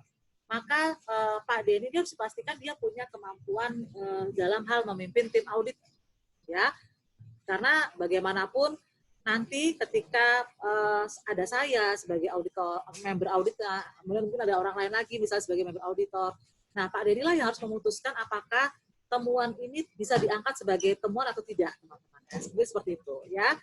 Nah, lalu yang dikatakan mungkin tidak kompeten atau katanya nggak diakui, ya, teman-teman, bisa jadi karena auditor tidak memenuhi beberapa hal yang ada dalam kompetensi auditor yang ada dalam ISO 19011, ya. Jadi seorang auditor itu, teman-teman, pertama tadi harus punya disiplin ilmu yang spesifik. Oke. Jadi ya, kemudian dia sesuai dengan aplikasi teknik, proses dan prakteknya sama atau sektornya sama. Jadi paling gampang kita suka sebut dengan sektor. Itu yang. Jadi contoh nih, beberapa lembaga audit atau badan sertifikasi besar, teman-teman, ketika mereka akan melakukan audit untuk perusahaan konstruksi, ya, mau tidak mau berarti basicnya itu harus anggaplah arsitek, teknik sipil, itu dari sisi pendidikan, ya. Tapi dari sisi praktik berarti pengalaman, teman-teman. Apakah saya, meskipun saya basicnya teknik kimia, saya punya basic pengalaman di konstruksi. Oh, saya meskipun tidak pernah bekerja di perusahaan konstruksi, tapi saya sudah beberapa tahun melakukan pendampingan konsultasi kepada perusahaan konstruksi. Nah, ini masih dipertimbangkan, teman-teman. Ya. Kemudian apakah saya sebagai auditor paham mengenai regulasi-regulasi yang ada di konstruksi? Ya.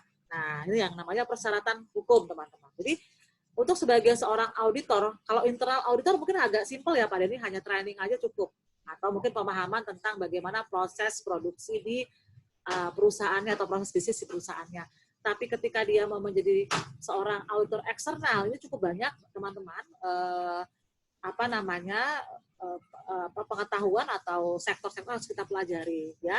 Tambahan lagi untuk ISO 19011, kita sebagai auditor eksternal diwajibkan untuk memahami risk management ISO 31000, teman-teman. Karena bagaimanapun sekarang audit yang terbaru ini harus namanya risk based audit. Jadi contoh nih Pak Denny, misalnya kita membuat jadwal audit ya untuk suatu perusahaan. Ketika kita tahu bahwa area atau departemen-departemen yang punya dampak lingkungan signifikan itu adalah di area produksi, maintenance, gudang, maka jumlah auditornya itu diperbanyak. Atau paling tidak, waktunya diperbanyak. Jadi nggak boleh sama-sama 1 jam, teman-teman. Jadi itu adalah yang namanya risk management. Jadi area-area yang signifikan berdampak terhadap tujuannya ISO tersebut. Jadi misalnya kalau ISO-nya ISO 14000, berarti kan dampaknya kepada pencemaran nih.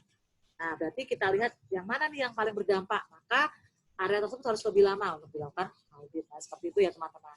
Pemahaman negatif regulasi juga harus memahami mereka, ya. Nah, jadi teman-teman di sini dikatakan Pak tetap sama definisi kompetensi. Jadi kalau sampai ada auditor yang dibilang tidak diakui, Mas, berarti dikatakan ya berarti auditor itu belum punya kompetensi. Kompetensi itu ada 4 tuh kalau katanya ISO. Pendidikan, pengalaman, pelatihan auditor maupun pelatihan teknis. Pelatihan teknis apa ya? Tadi berarti ya, misalnya contoh pelatihan terkait dengan risk management, pelatihan mengenai ISO-nya sendiri, pelatihan mengenai misalnya teknik peleburan dan sebagainya. Termasuk juga jam terbang, teman-teman, sebagai auditor, ya. Ini akan sangat menentukan sekali. Jadi mungkin itu Pak Denny, jadi kenapa ada seseorang yang dikatakan sebagai auditor tidak diakui ya. Sebagai contoh, saya waktu itu pernah ada klien Pak Denny yang mengaudit perusahaan besar, yaitu ya, jadi perusahaan makanan besar diaudit oleh salah satu lembaga audit. Auditornya itu ternyata diketahui tidak pernah menjadi praktisi Pak, atau nggak pernah bekerja, gitu ya. Jadi teman-teman yang saat ini masih fresh graduate, saya ingatkan lagi, kalau mau jadi auditor, mau tidak mau harus menjadi praktisi. Karena teman-teman tidak akan diakui oleh lembaga sertifikasi manapun ketika teman-teman tidak punya pengalaman bekerja di situ. Karena itu menentukan sektor kita, teman-teman. Ya, jadi akhirnya nggak diakui itu si auditor tersebut karena dia nggak pernah kerja di pabrik makanan manapun kok berani-berani yang audit perusahaan kami. Nah, waktu itu akhirnya lumayan rame, Pak. Jadi akhirnya dia nggak disuspend, nggak bisa jadi auditor untuk si perusahaan tersebut. Begitu. Jadi mungkin seperti itu, Pak. Oke, Bu Linda. Tadi saya sempat ada mati lampu, Bu. Iya, makanya jadi gelap gitu ya. Jadi question-nya ada yang beberapa yang kehapus. Mungkin ada pertanyaan gini, apa perbedaan di ISO 19011-2018 dengan ISO 19011 yang terdahulu? Nah, silakan, Bu. Oke, baik. Ini pertanyaannya bagus nih ya. Jadi teman-teman, jadi ada beberapa prinsip audit yang mulai dihilangkan, teman-teman. Dulu kan prinsip audit itu dulu ada banyak sekali. Nah, sekarang kita cuma mengacu kepada 5 prinsip audit. Tapi yang paling signifikan, teman-teman, saya ambil 2 ya, secara garis besar. Yang pertama adalah audit yang sekarang, itu lebih ada penekanan yang namanya risk-based thinking. Bukan hanya masalah resikonya si auditi. Jadi misalnya bukan hanya masalah penjadwalan atau frekuensi auditnya atau waktu audit terhadap si departemen tersebut misalnya, bukan. Tapi juga kita harus bisa mengidentifikasi adanya resiko dan peluang, misalnya contoh. Misalnya sebagai contoh ketika saya tidak punya atau misalnya saya sama audit itu kaku nih ya teman-teman ya, nggak bisa ngajakin guyon, padahal audit saya tegang banget gitu ya. Nah, berarti saya bisa ada resiko, saya nggak bisa memperoleh data yang signifikan, Pak Denny, gitu ya. Itu adalah resiko dan peluang yang apa namanya saya bisa jadi identifikasi seperti itu. Nah, kemudian resiko yang lain hal yang lain yang signifikan adalah di ISO 19011 ini kita akhirnya mulai mengenal istilah yang namanya remote audit ya, teman-teman. Jadi audit itu bisa saja dilakukan dari jarak jauh, teman-teman. Jadi dokumen data dikirimkan dahulu, kemudian kita review dan observasi ke lapangannya pun bisa dilakukan pakai perangkat teknologi ya, informasi itu bisa kita lakukan. Jadi itu ya Pak Denny yang perubahan terbaru yang signifikan lah ya Pak ya dibanding perubahan-perubahan lainnya. Mungkin itu Pak. Oke. Bu Linda bisa langsung ke pertanyaan berikutnya. Silakan dipilih, Bu Linda. Oh, di apa ya? Di chat ya, Pak ya? Ya, di Q&A. Oke. Di Q&A, bukan di chat ya, Pak ya? Saya salah nih. Di Q&A di bagian bawah. Baik. Saya pernah mengikuti pelatihan internal auditor. Saat itu oleh narasumber disebutkan bahwa auditor sistem ISO tidak diakui oleh Persatuan Auditor Internal di Indonesia dengan alasan bahwa auditor sistem tidak memenuhi kompetensi yang ditetapkan di Indonesia. Nah, itu sudah. Sudah kita bahas ya tadi ya Pak ya. Ke bawah lagi. Oke. Apakah ada undang-undang ataupun perjanjian tertentu apabila auditor membocorkan rahasia perusahaan? Oh iya, tentu saja Pak Edward, kita bisa jadi ini nggak bisa kita akui Pak ya dalam laporan kalau ternyata ada pelanggaran dari auditor. Jadi artinya gini, itulah kenapa teman-teman, nanti kalau teman-teman menjadi praktisi ISO, pilihlah badan sertifikasi yang punya akreditasi jelas. Jadi badan akreditasi tersebut itu bisa jadi tempat kita untuk melakukan pelaporan, ya teman-teman. Jadi badan sertifikasi itu bisa kita tutup, ya teman-teman, kita gugat itu bisa. Jadi ada klausul yang namanya gugatan. Itu di klausulnya ISO 17021. Itu ada teman-teman, itu standar ISO untuk akreditasinya badan sertifikasi. Jadi kalau sampai ditemukan ada auditor yang membocorkan data rahasia perusahaan, kita bisa melakukan gugatan, ya nanti kemudian ada semacam ombudsman gitu ya Pak ya, yang kemudian itu bisa kita bawa sampai ke ranah hukum, ya seperti itu teman. Oke. Mungkin Pak, kalau tadi saya pahami pertanyaan pertama tadi Pak Denny sedikit tambahan yang terkait dengan Pak Khoirudin, itu mungkin maksudnya adalah audit untuk akuntansi ya Pak ya, audit untuk internal di finance Pak. memang akhirnya sangat jauh ya Pak kalau kita bicara tentang audit sistem manajemen seperti itu.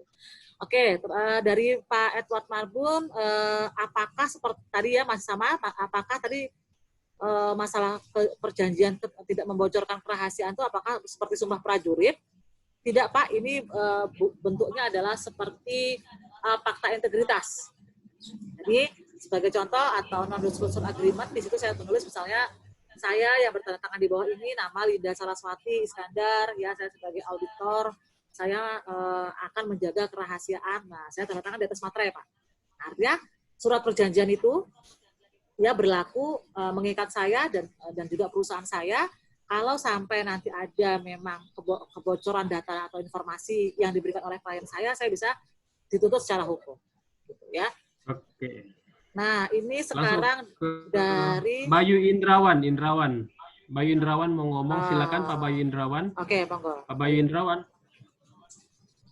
Pak Bayu Indrawan langsung di-unmute aja, langsung berbicara sama Ibu Linda. Yang teman-teman yang lain kalau mau berbicara silakan di raise hand. Saya langsung masukkan. Oke, Muhammad Wildan. Silakan Muhammad Wildan. Silakan berbicara dengan Ibu Linda. Oke, silakan. Halo.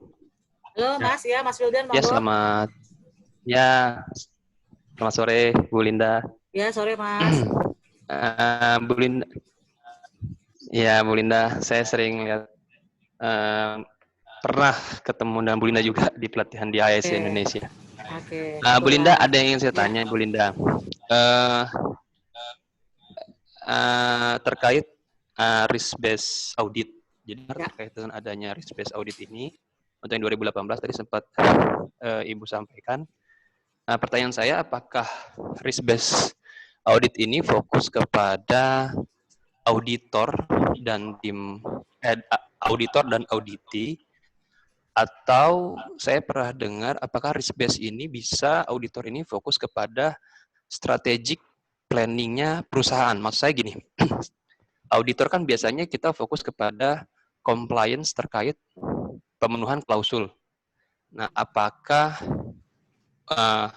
terkait risk based ini auditor dia bisa fokus kepada strategic planning-nya si perusahaan tersebut? Itu mungkin Bu Linda. Oke, terima kasih Pak Wildan. Oke, baik. Bagus sekali nih Mas Wildan ya pertanyaannya. Jadi kalau ke sana Pak, biasanya itu nanti tujuannya lebih kepada ketika saya ingin memberikan semacam opportunity for improvement kepada klien. Jadi misalnya saya melihat ternyata ada tren misalnya potensi kerugian ya pada si klien ya. Nah, atau saya ingin memberikan potensi improvement kepada klien, nah itu boleh kita mengacu kepada resiko peluang strategik bisnis perusahaan tersebut. Tapi hal resiko peluang ini, Mas Wildan, sebenarnya pendasarannya lebih kepada satu, apakah ada terutama lebih kepada resiko peluangnya tujuan audit dulu, Mas. Misalnya contoh, tujuan audit kita kan kita kepengen dapat data yang valid, yang apa adanya ya, Mas ya.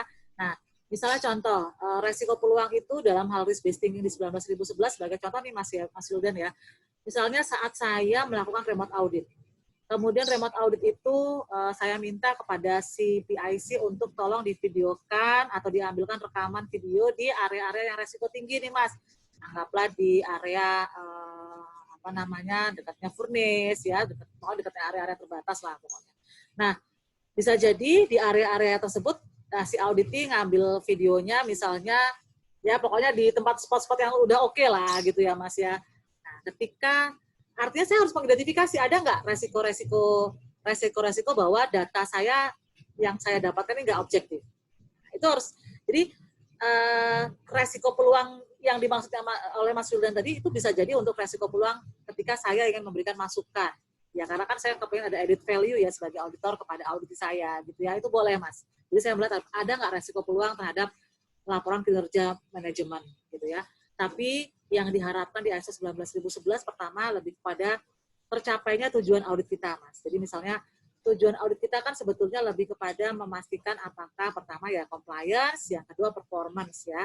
Nah, tapi tetap compliance-nya dulu yang kita lihat. Artinya jangan sampai, atau performance-nya juga kita lihat, artinya jangan sampai saya dapat data-data ternyata yang sudah anggaplah yang baru dibikin hari itu ya Mas ya, padahal kan sebenarnya dia nggak punya ya, tapi karena saya modelnya remote audit akhirnya datanya baru dibikin hari itu juga. Nah, jadi seorang auditor diperbolehkan untuk melakukan identifikasi resiko. Jadi ketika ada resiko ternyata data itu diragukan, itu boleh disampaikan dalam laporannya. Jadi mungkin seperti itu, Mas Wildan. Jadi, tapi boleh juga untuk melihat resiko peluang dari sisi laporan manajemen perusahaan juga bisa. Oke, kita buka pertanyaan berikutnya dari Bayu Indra. Silakan Bayu Indra. Pak Bayu Indra. Silakan berbicara dengan Ibu Linda. Oke. Selamat sore Bu Linda. Ya, sore Mas. Saya mau nanya Bu, untuk menjadi seorang auditor ya Bu ya, perlu sertifikasi apa aja, dan apakah bila kita menjadi seorang auditor, contohnya untuk ISO 19011 atau bisa keseluruhan dengan ISO yang lain? Itu aja Bu, terima kasih Bu Linda. Oke, baik. Standar kompetensi auditor Bu. Iya, tadi sebenarnya sudah saya sampaikan ya Pak, bahwa sebagai seorang auditor tadi ada beberapa kompetensi yang harus dipenuhi ya Pak ya. Salah satunya dari sisi pendidikan pertama ya, atau dari memiliki pengalaman bekerja di sektor yang sama dengan lembaga yang organisasi yang akan diaudit. Kalau untuk pelatihannya biasanya cukup terkait dengan ISO-nya. Jadi makanya kenapa ada namanya IRCA untuk Lead Auditor ISO 37001. Ya, jadi berarti itu adalah pelatihan untuk auditor bagi sistem manajemen anti korupsi misalnya ya. Jadi dia lebih meskipun nanti tetap ada pembahasan mengenai ISO 19011 2018, tapi tetap pemahaman mengenai persyaratannya itu yang diutamakan ya. Jadi mau tidak mau ketika kita menjadi seorang auditor, memahami teknik auditnya ada di ISO 19011-nya. Tapi memahami untuk menjadi seorang auditor di bidang-bidang ISO-nya, teman-teman, ada lagi pelatihan lead auditornya. Jadi tidak cukup hanya ISO 19011. Lalu pelatihan yang wajib kita lakukan juga terkait dengan risk-based audit ya. Jadi bagaimana kita melakukan audit berdasarkan risk-based thinking-nya tadi ya. Jadi itu salah satu pelatihan-pelatihan yang harus kita lakukan. Ya, jadi sebagai contoh, saya akan melakukan audit terkait dengan ISO 14.000 ataupun ISO 45.001, maka pengetahuan saya atau bukti pelatihan saya bahwa saya paham mengenai regulasi-regulasi tertentu terkait dengan K3L atau HSE itu tetap harus dievaluasi, Pak. Harus bisa dibuktikan. Jadi seperti itu. Oke, jadi teman-teman kalau mau jadi auditor, jadi harus disesuaikan dengan background-nya ya. Kalau memang teman-teman background-nya K3 misalkan ya, mau jadi auditor, lebih cepatnya ke auditor SMK3 atau auditor ISO 45001. Jadi sudah ada background-nya dulu. Apalagi kalau teman-teman kalau mau jadi auditor SMK3 harus punya ahli K3 umum dulu ya. Nah itu maksudnya Bu Linda. Oke, Pak Dodi Pratama, silakan. Pak Dodi Pratama berbicara dengan Ibu Linda secara langsung. Di-unmute dulu, silakan. Terima kasih. Selamat sore Ibu Linda. Iya Pak Dodi. Ya. Ini Bu, misalnya di perusahaan tambang itu sudah melakukan audit SMKP dan SMK3. Ya. Nah, kemudian ada kaitannya tidak Bu dengan audit 19.011? Maksudnya dipakai datanya untuk sebagai dasar audit itu 19.011. Oke, jadi saya klarifikasi dulu Pak Dodi. Jadi ISO 19011 ini hanyalah teknik untuk atau panduan atau pedoman untuk melakukan audit sistem manajemen, Pak. Jadi artinya begini, ketika perusahaannya Pak Dodi menerapkan SMKP ya, keselamatan pertambangan, kemudian Pak Dodi juga menerapkan SMK3, kemudian Pak Dodi juga punya ISO 9001 misalnya di perusahaan. Pak Dodi bisa mengajarkan ISO 19011 ini sebagai teknik audit untuk ketiga sistem tersebut. Itu boleh, Pak. Gitu. Jadi, meskipun sebenarnya mungkin kalau kita bicara SMK3, mungkin Pak Deni yang lebih canggih nih ya, di Permenaker 26 ya, Pak ya, misalnya 2014, kan sebenarnya sudah ada gitu ya, Pak. Dan saya yakin juga dari SMKP juga ada. Tapi ketika kita mengajarkan teknik audit berdasarkan ISO 19011 sebagai panduan audit itu tidak ada masalah, Pak, terutama untuk internal audit kita. Anggaplah karena mungkin kita juga melakukan yang namanya integrasi ketiga sistem ini begitu ya Pak. Dodi ya, mungkin seperti itu Pak Dodi. Jadi 19.011 ini adalah sebenarnya lebih kepada pendekatan untuk melakukan auditnya Pak. Jadi misalnya sebagai contoh tadi yang disampaikan, oh nggak boleh loh audit itu hanya ke lapangan saja ya Pak ya, tapi nggak melakukan wawancara, nggak melakukan observasi prosedur, observasi data-data atau bukti-bukti checklist, itu nggak boleh Pak. Jadi mungkin seperti itu maksudnya. Ya, apakah jadi cukup? maksudnya Bu Linda. Ya, monggo Pak. Ya, maksudnya Bu Linda betul ya. Jadi kalau teman-teman semua mau audit langsung ya, misalkan di Permen 26 2014 Bu Linda itu juga mengadopsi di ISO 19011 kok. Ya, jadi dulu-dulu memang SMK 3 pun itu juga auditnya juga menggunakan ISO 19011. Jadi sangat connect sekali. Cuman mungkin ada yang diperbarui lagi ya di versi 2018 yang tadi ada 3 yang Ibu Linda sebutkan tadi, ada interview, observasi dokumen, dan kunjungan lapangan. Nah, itu jadi masukan sekali. Oke, pertanyaan berikutnya ini tadi saya sempat baca, Ibu juga sudah jelasin apa perbedaan temuan major, minor, dan observasi di versi ISO 19011-2018. Nah, itu silakan Bu Linda. Oke, baik. Jadi teman-teman kalau untuk definisinya mungkin yang paling gampang, coba saya share materi saya Pak Dedi. Jadi tadi sudah saya sampaikan bahwa kalau beberapa badan sertifikasi itu membaginya kalau untuk ISO teman-teman itu menjadi 2. Kalau untuk ketidaksesuaian ya, yaitu ada major dan ada major dan ada minor gitu ya. Tapi kalau untuk SMK 3 ya Pak Daniel mungkin ada kritikal juga ya Pak gitu ya. Nah, khusus untuk yang badan sertifikasi teman-teman ini coba saya share ya untuk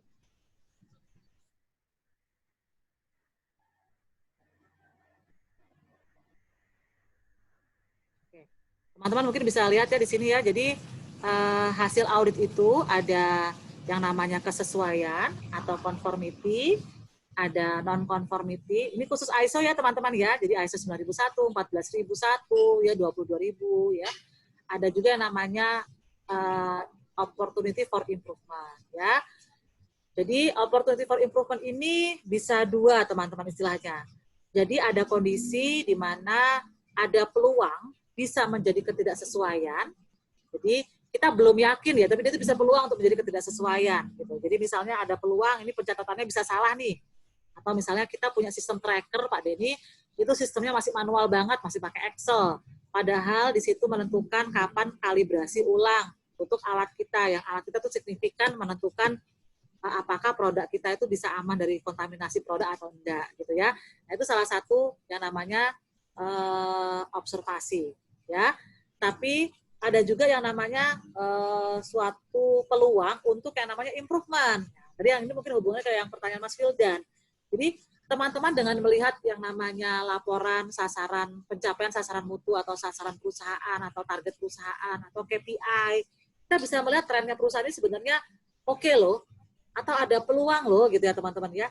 Nah, atau pengalamannya teman-teman misalnya di perusahaan yang lama atau pengalaman teman-teman ketika mengaudit klien yang sejenis.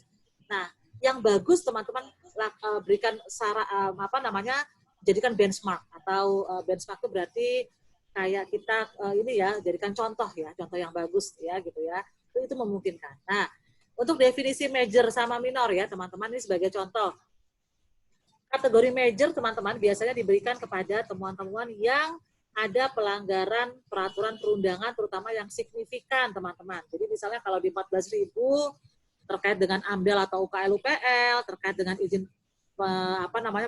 pengolahan limbah cair ya, atau dia tidak melakukan pelaporan kepada UKL-UPL, pelaporan UKL-UPL setiap 6 bulan sekali ke BLHD ya.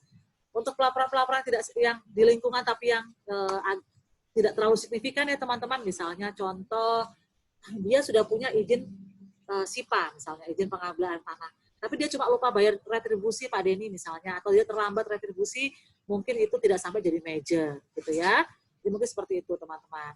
Nah kemudian major itu juga kalau ada salah satu fase atau siklus yang tidak dilakukan.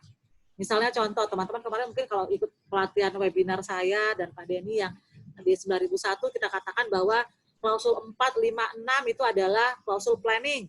14.001 ya, 78 itu do, ya. 9 check action adalah klausul 10. Artinya teman-teman, ketika di perusahaan teman-teman tidak melakukan keseluruhan siklus tersebut, ya, maka itu sudah dikatakan sebagai temuan major. Tapi ini sangat jarang teman-teman. Kenapa? Berarti itu sudah luar biasa sekali. Biasanya nih teman-teman, misalnya contoh ya klausul 91 tentang pelaporan KPI atau sasaran mutu, ya, itu biasanya teman-teman melakukan. Atau pengukuran kepuasan pelanggan dilakukan. Tapi bisa internal audit dilakukan. Tapi manajemen review nggak dilakukan Pak Dini. Itu berarti masih belum satu siklus, ya. Tapi kalau semua tiga-tiganya nggak dilakukan, itu sudah satu siklus teman-teman, yaitu siklus cek tidak dilakukan, itu kategorinya major, ya. Kemudian adalah beberapa minor ketidaksesuaian. Nah, kalau di ISO 19011 untuk sampling audit teman-teman, ini biasanya dia lebih kepada 50% lebih dari departemen atau audit yang kita lakukan audit, ya. Jadi misalnya saat itu saya melakukan audit surveillance, ya, tapi dari 10 departemen yang dilakukan audit hanya 6 departemen. Ketika saya menemukan ada 6 departemen, di mana 3 departemen, ya, atau 4 departemen tidak paham mengenai kebijakan K3 perusahaan, itu bisa saya angkat sebagai temuan major, ya, karena bisa jadi sudah ada kegagalan dalam sistem. Jadi intinya. Nah, yang keempat adalah saya menemukan adanya ketidaksesuaian yang berakibat fatal. Satu, pertama kepada kerugian finansial yang besar. Jadi tadi ya teman-teman, misalnya contoh, wah diketahui ada alat yang belum dikalibrasi di bak pasteurisasi. Ini berarti ada kerugian yang besar sekali, yaitu produk kita bisa dinyatakan produk yang tidak aman kalau untuk ISO 22000 teman-teman. Ya itu berarti kerugian yang besar dalam hal kita melakukan withdrawal. Ya, atau diketahui misalnya saya menemukan adanya puntung rokok di Pak, misalnya di dekatnya di tempat penimbunan batu bara misalnya Pak, ya.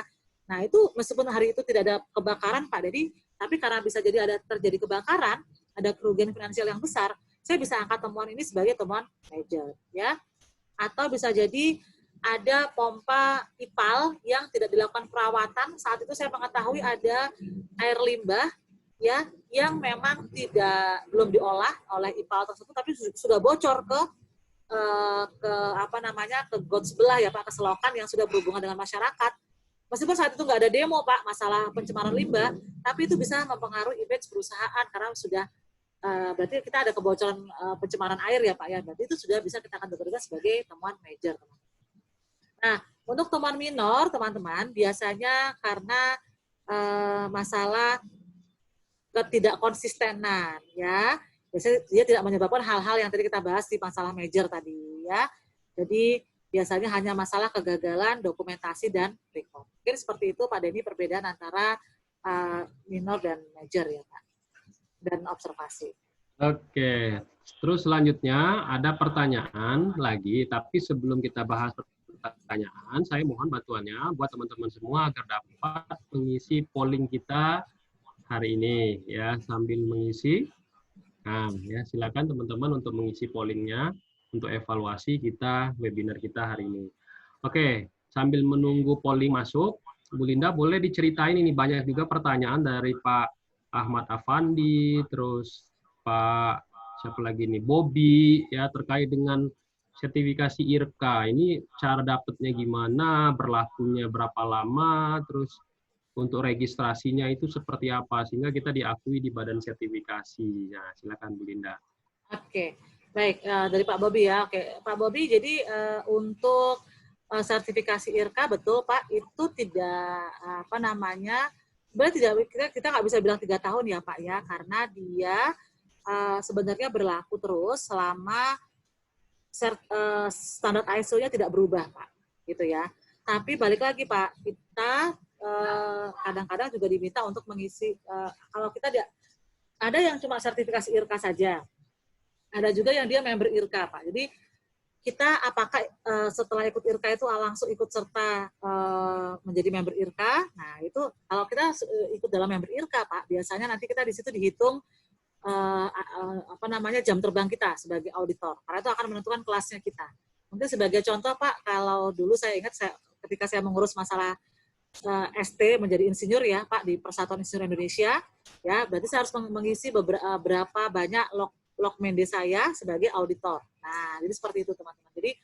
Jadi kapan saya hanya sebagai auditor biasa, kapan saya bisa dianggap sebagai lead auditor, gitu ya teman-teman. Karena penentuan lead auditor itu dilihat juga dari salah satunya dari log mende saya yang ada di IRKA tadi Pak.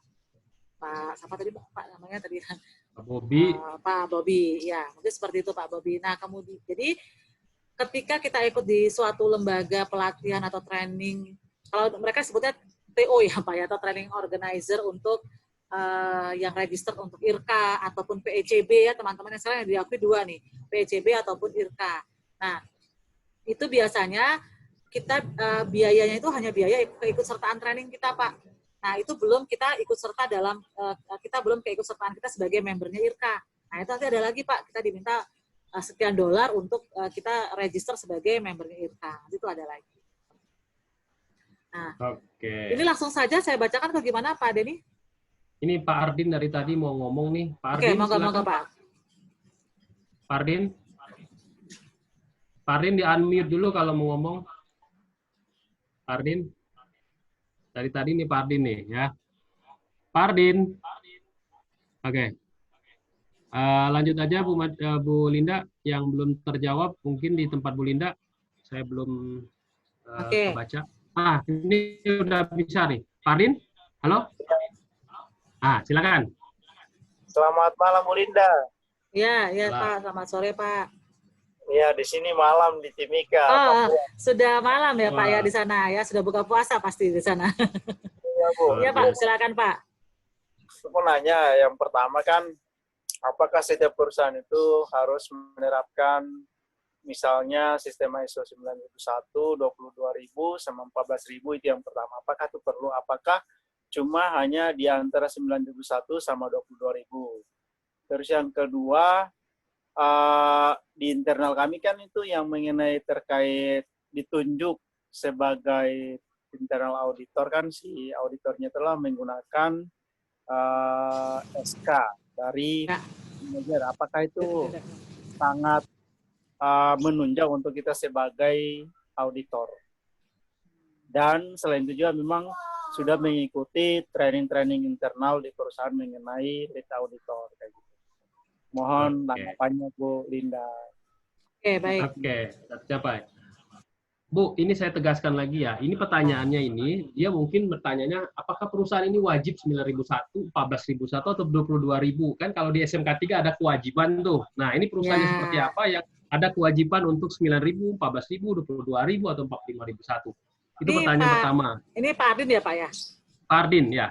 Oke, baik. Nah, yang pertanyaan keduanya tadi apa, Pak? Kalau pertanyaan kedua? Pertanyaan keduanya, apakah cukup dengan SK Direktur saja untuk jadi auditor internal? Nah, selain itu dia sudah dapat training internal auditor saja. Maksudnya dia training ISO-nya internal. Dia nggak ada IRKA-IRKAan gitu loh. Jadi apakah itu sudah layak untuk jadi auditor internal dan dilengkapi dengan SK Direktur? Nah, itu. Oke, baik. Baik Pak Ardin, ini pertanyaan-pertanyaan yang kemarin seperti disampaikan juga kepada saya dari banyak peserta ya, yang kemarin sempat saya mengisi webinar Media Tama untuk beberapa ISO ya. Jadi saya tegaskan lagi teman-teman, untuk ISO itu sebetulnya sifatnya adalah voluntary teman-teman. Jadi kalau ditanya, Bu, apakah setiap perusahaan itu wajib bersertifikasi ISO 9001, ISO 14.001, ISO 45.001? Jawabannya, kalau ditanya wajib, jawabannya tidak, Pak. Tapi, balik lagi, kadang-kadang ini menjadi persyaratannya customer kita, Pak. Kan seperti diketahui bersama ya, customer-nya kita adalah rajanya bos ya, Pak ya. Nah, berarti kalau sudah rajanya bos yang minta atau rajanya top manajemen yang minta, mau nggak mau menjadi wajib ya, Pak, bagi kita ya. Jadi, sebetulnya teman-teman berbeda dengan SMK 3 ya. Kalau di SMK 3 atau misalnya kayak persyaratannya BPOM ya Pak Denny misalnya, itu mandatori Pak. Atau hygiene sanitasi, itu wajib hukumnya. Tapi ISO 22.000 itu voluntary. Sama seperti perusahaan-perusahaan yang tadi ya Bapak sebutkan SMK 3 itu mandatori, wajib. Tapi ketika kita diminta sertifikasi ISO 45.000 itu sukarela. Nah, tapi balik lagi, karena yang minta ISO 45000 adalah customer-nya kita, ya, dan menjadi persyaratan untuk jualan, teman-teman. Karena era zaman sekarang, teman-teman, cara yang paling mudah untuk melakukan bukti untuk jaminan gitu ya, itu yang paling mudah ya tadi ya sertifikasi, teman-teman. Jadi sebagai contoh, apa sih buktinya kalau perusahaanmu sudah menerapkan SMK 3? Ini loh, saya ada bukti sertifikat ISO 45001. Nah, itu hal yang paling mudah, teman-teman. Karena anggaplah contoh tadi ya, lokasinya Pak Admin aja jauh ya Pak ya, nikah gitu ya, waktunya kita sudah sangat berbeda. Kalau harus ke sana, misalnya Pak ya, ketika setiap customer Bapak harus memastikan perusahaan Bapak sudah harus datang ke lapangan, pasti itu membutuhkan biaya yang besar. Nah, itulah kenapa teman-teman sifatnya lebih kepada voluntary atau sukarela. Ya. Yang kedua, apakah internal auditor cukup pakai SK dan pelatihan? Tentu saja tidak cukup Pak Adin, karena sama seperti di ISO 19011, baik internal auditor maupun eksternal auditor, mereka punya yang namanya kompetensi.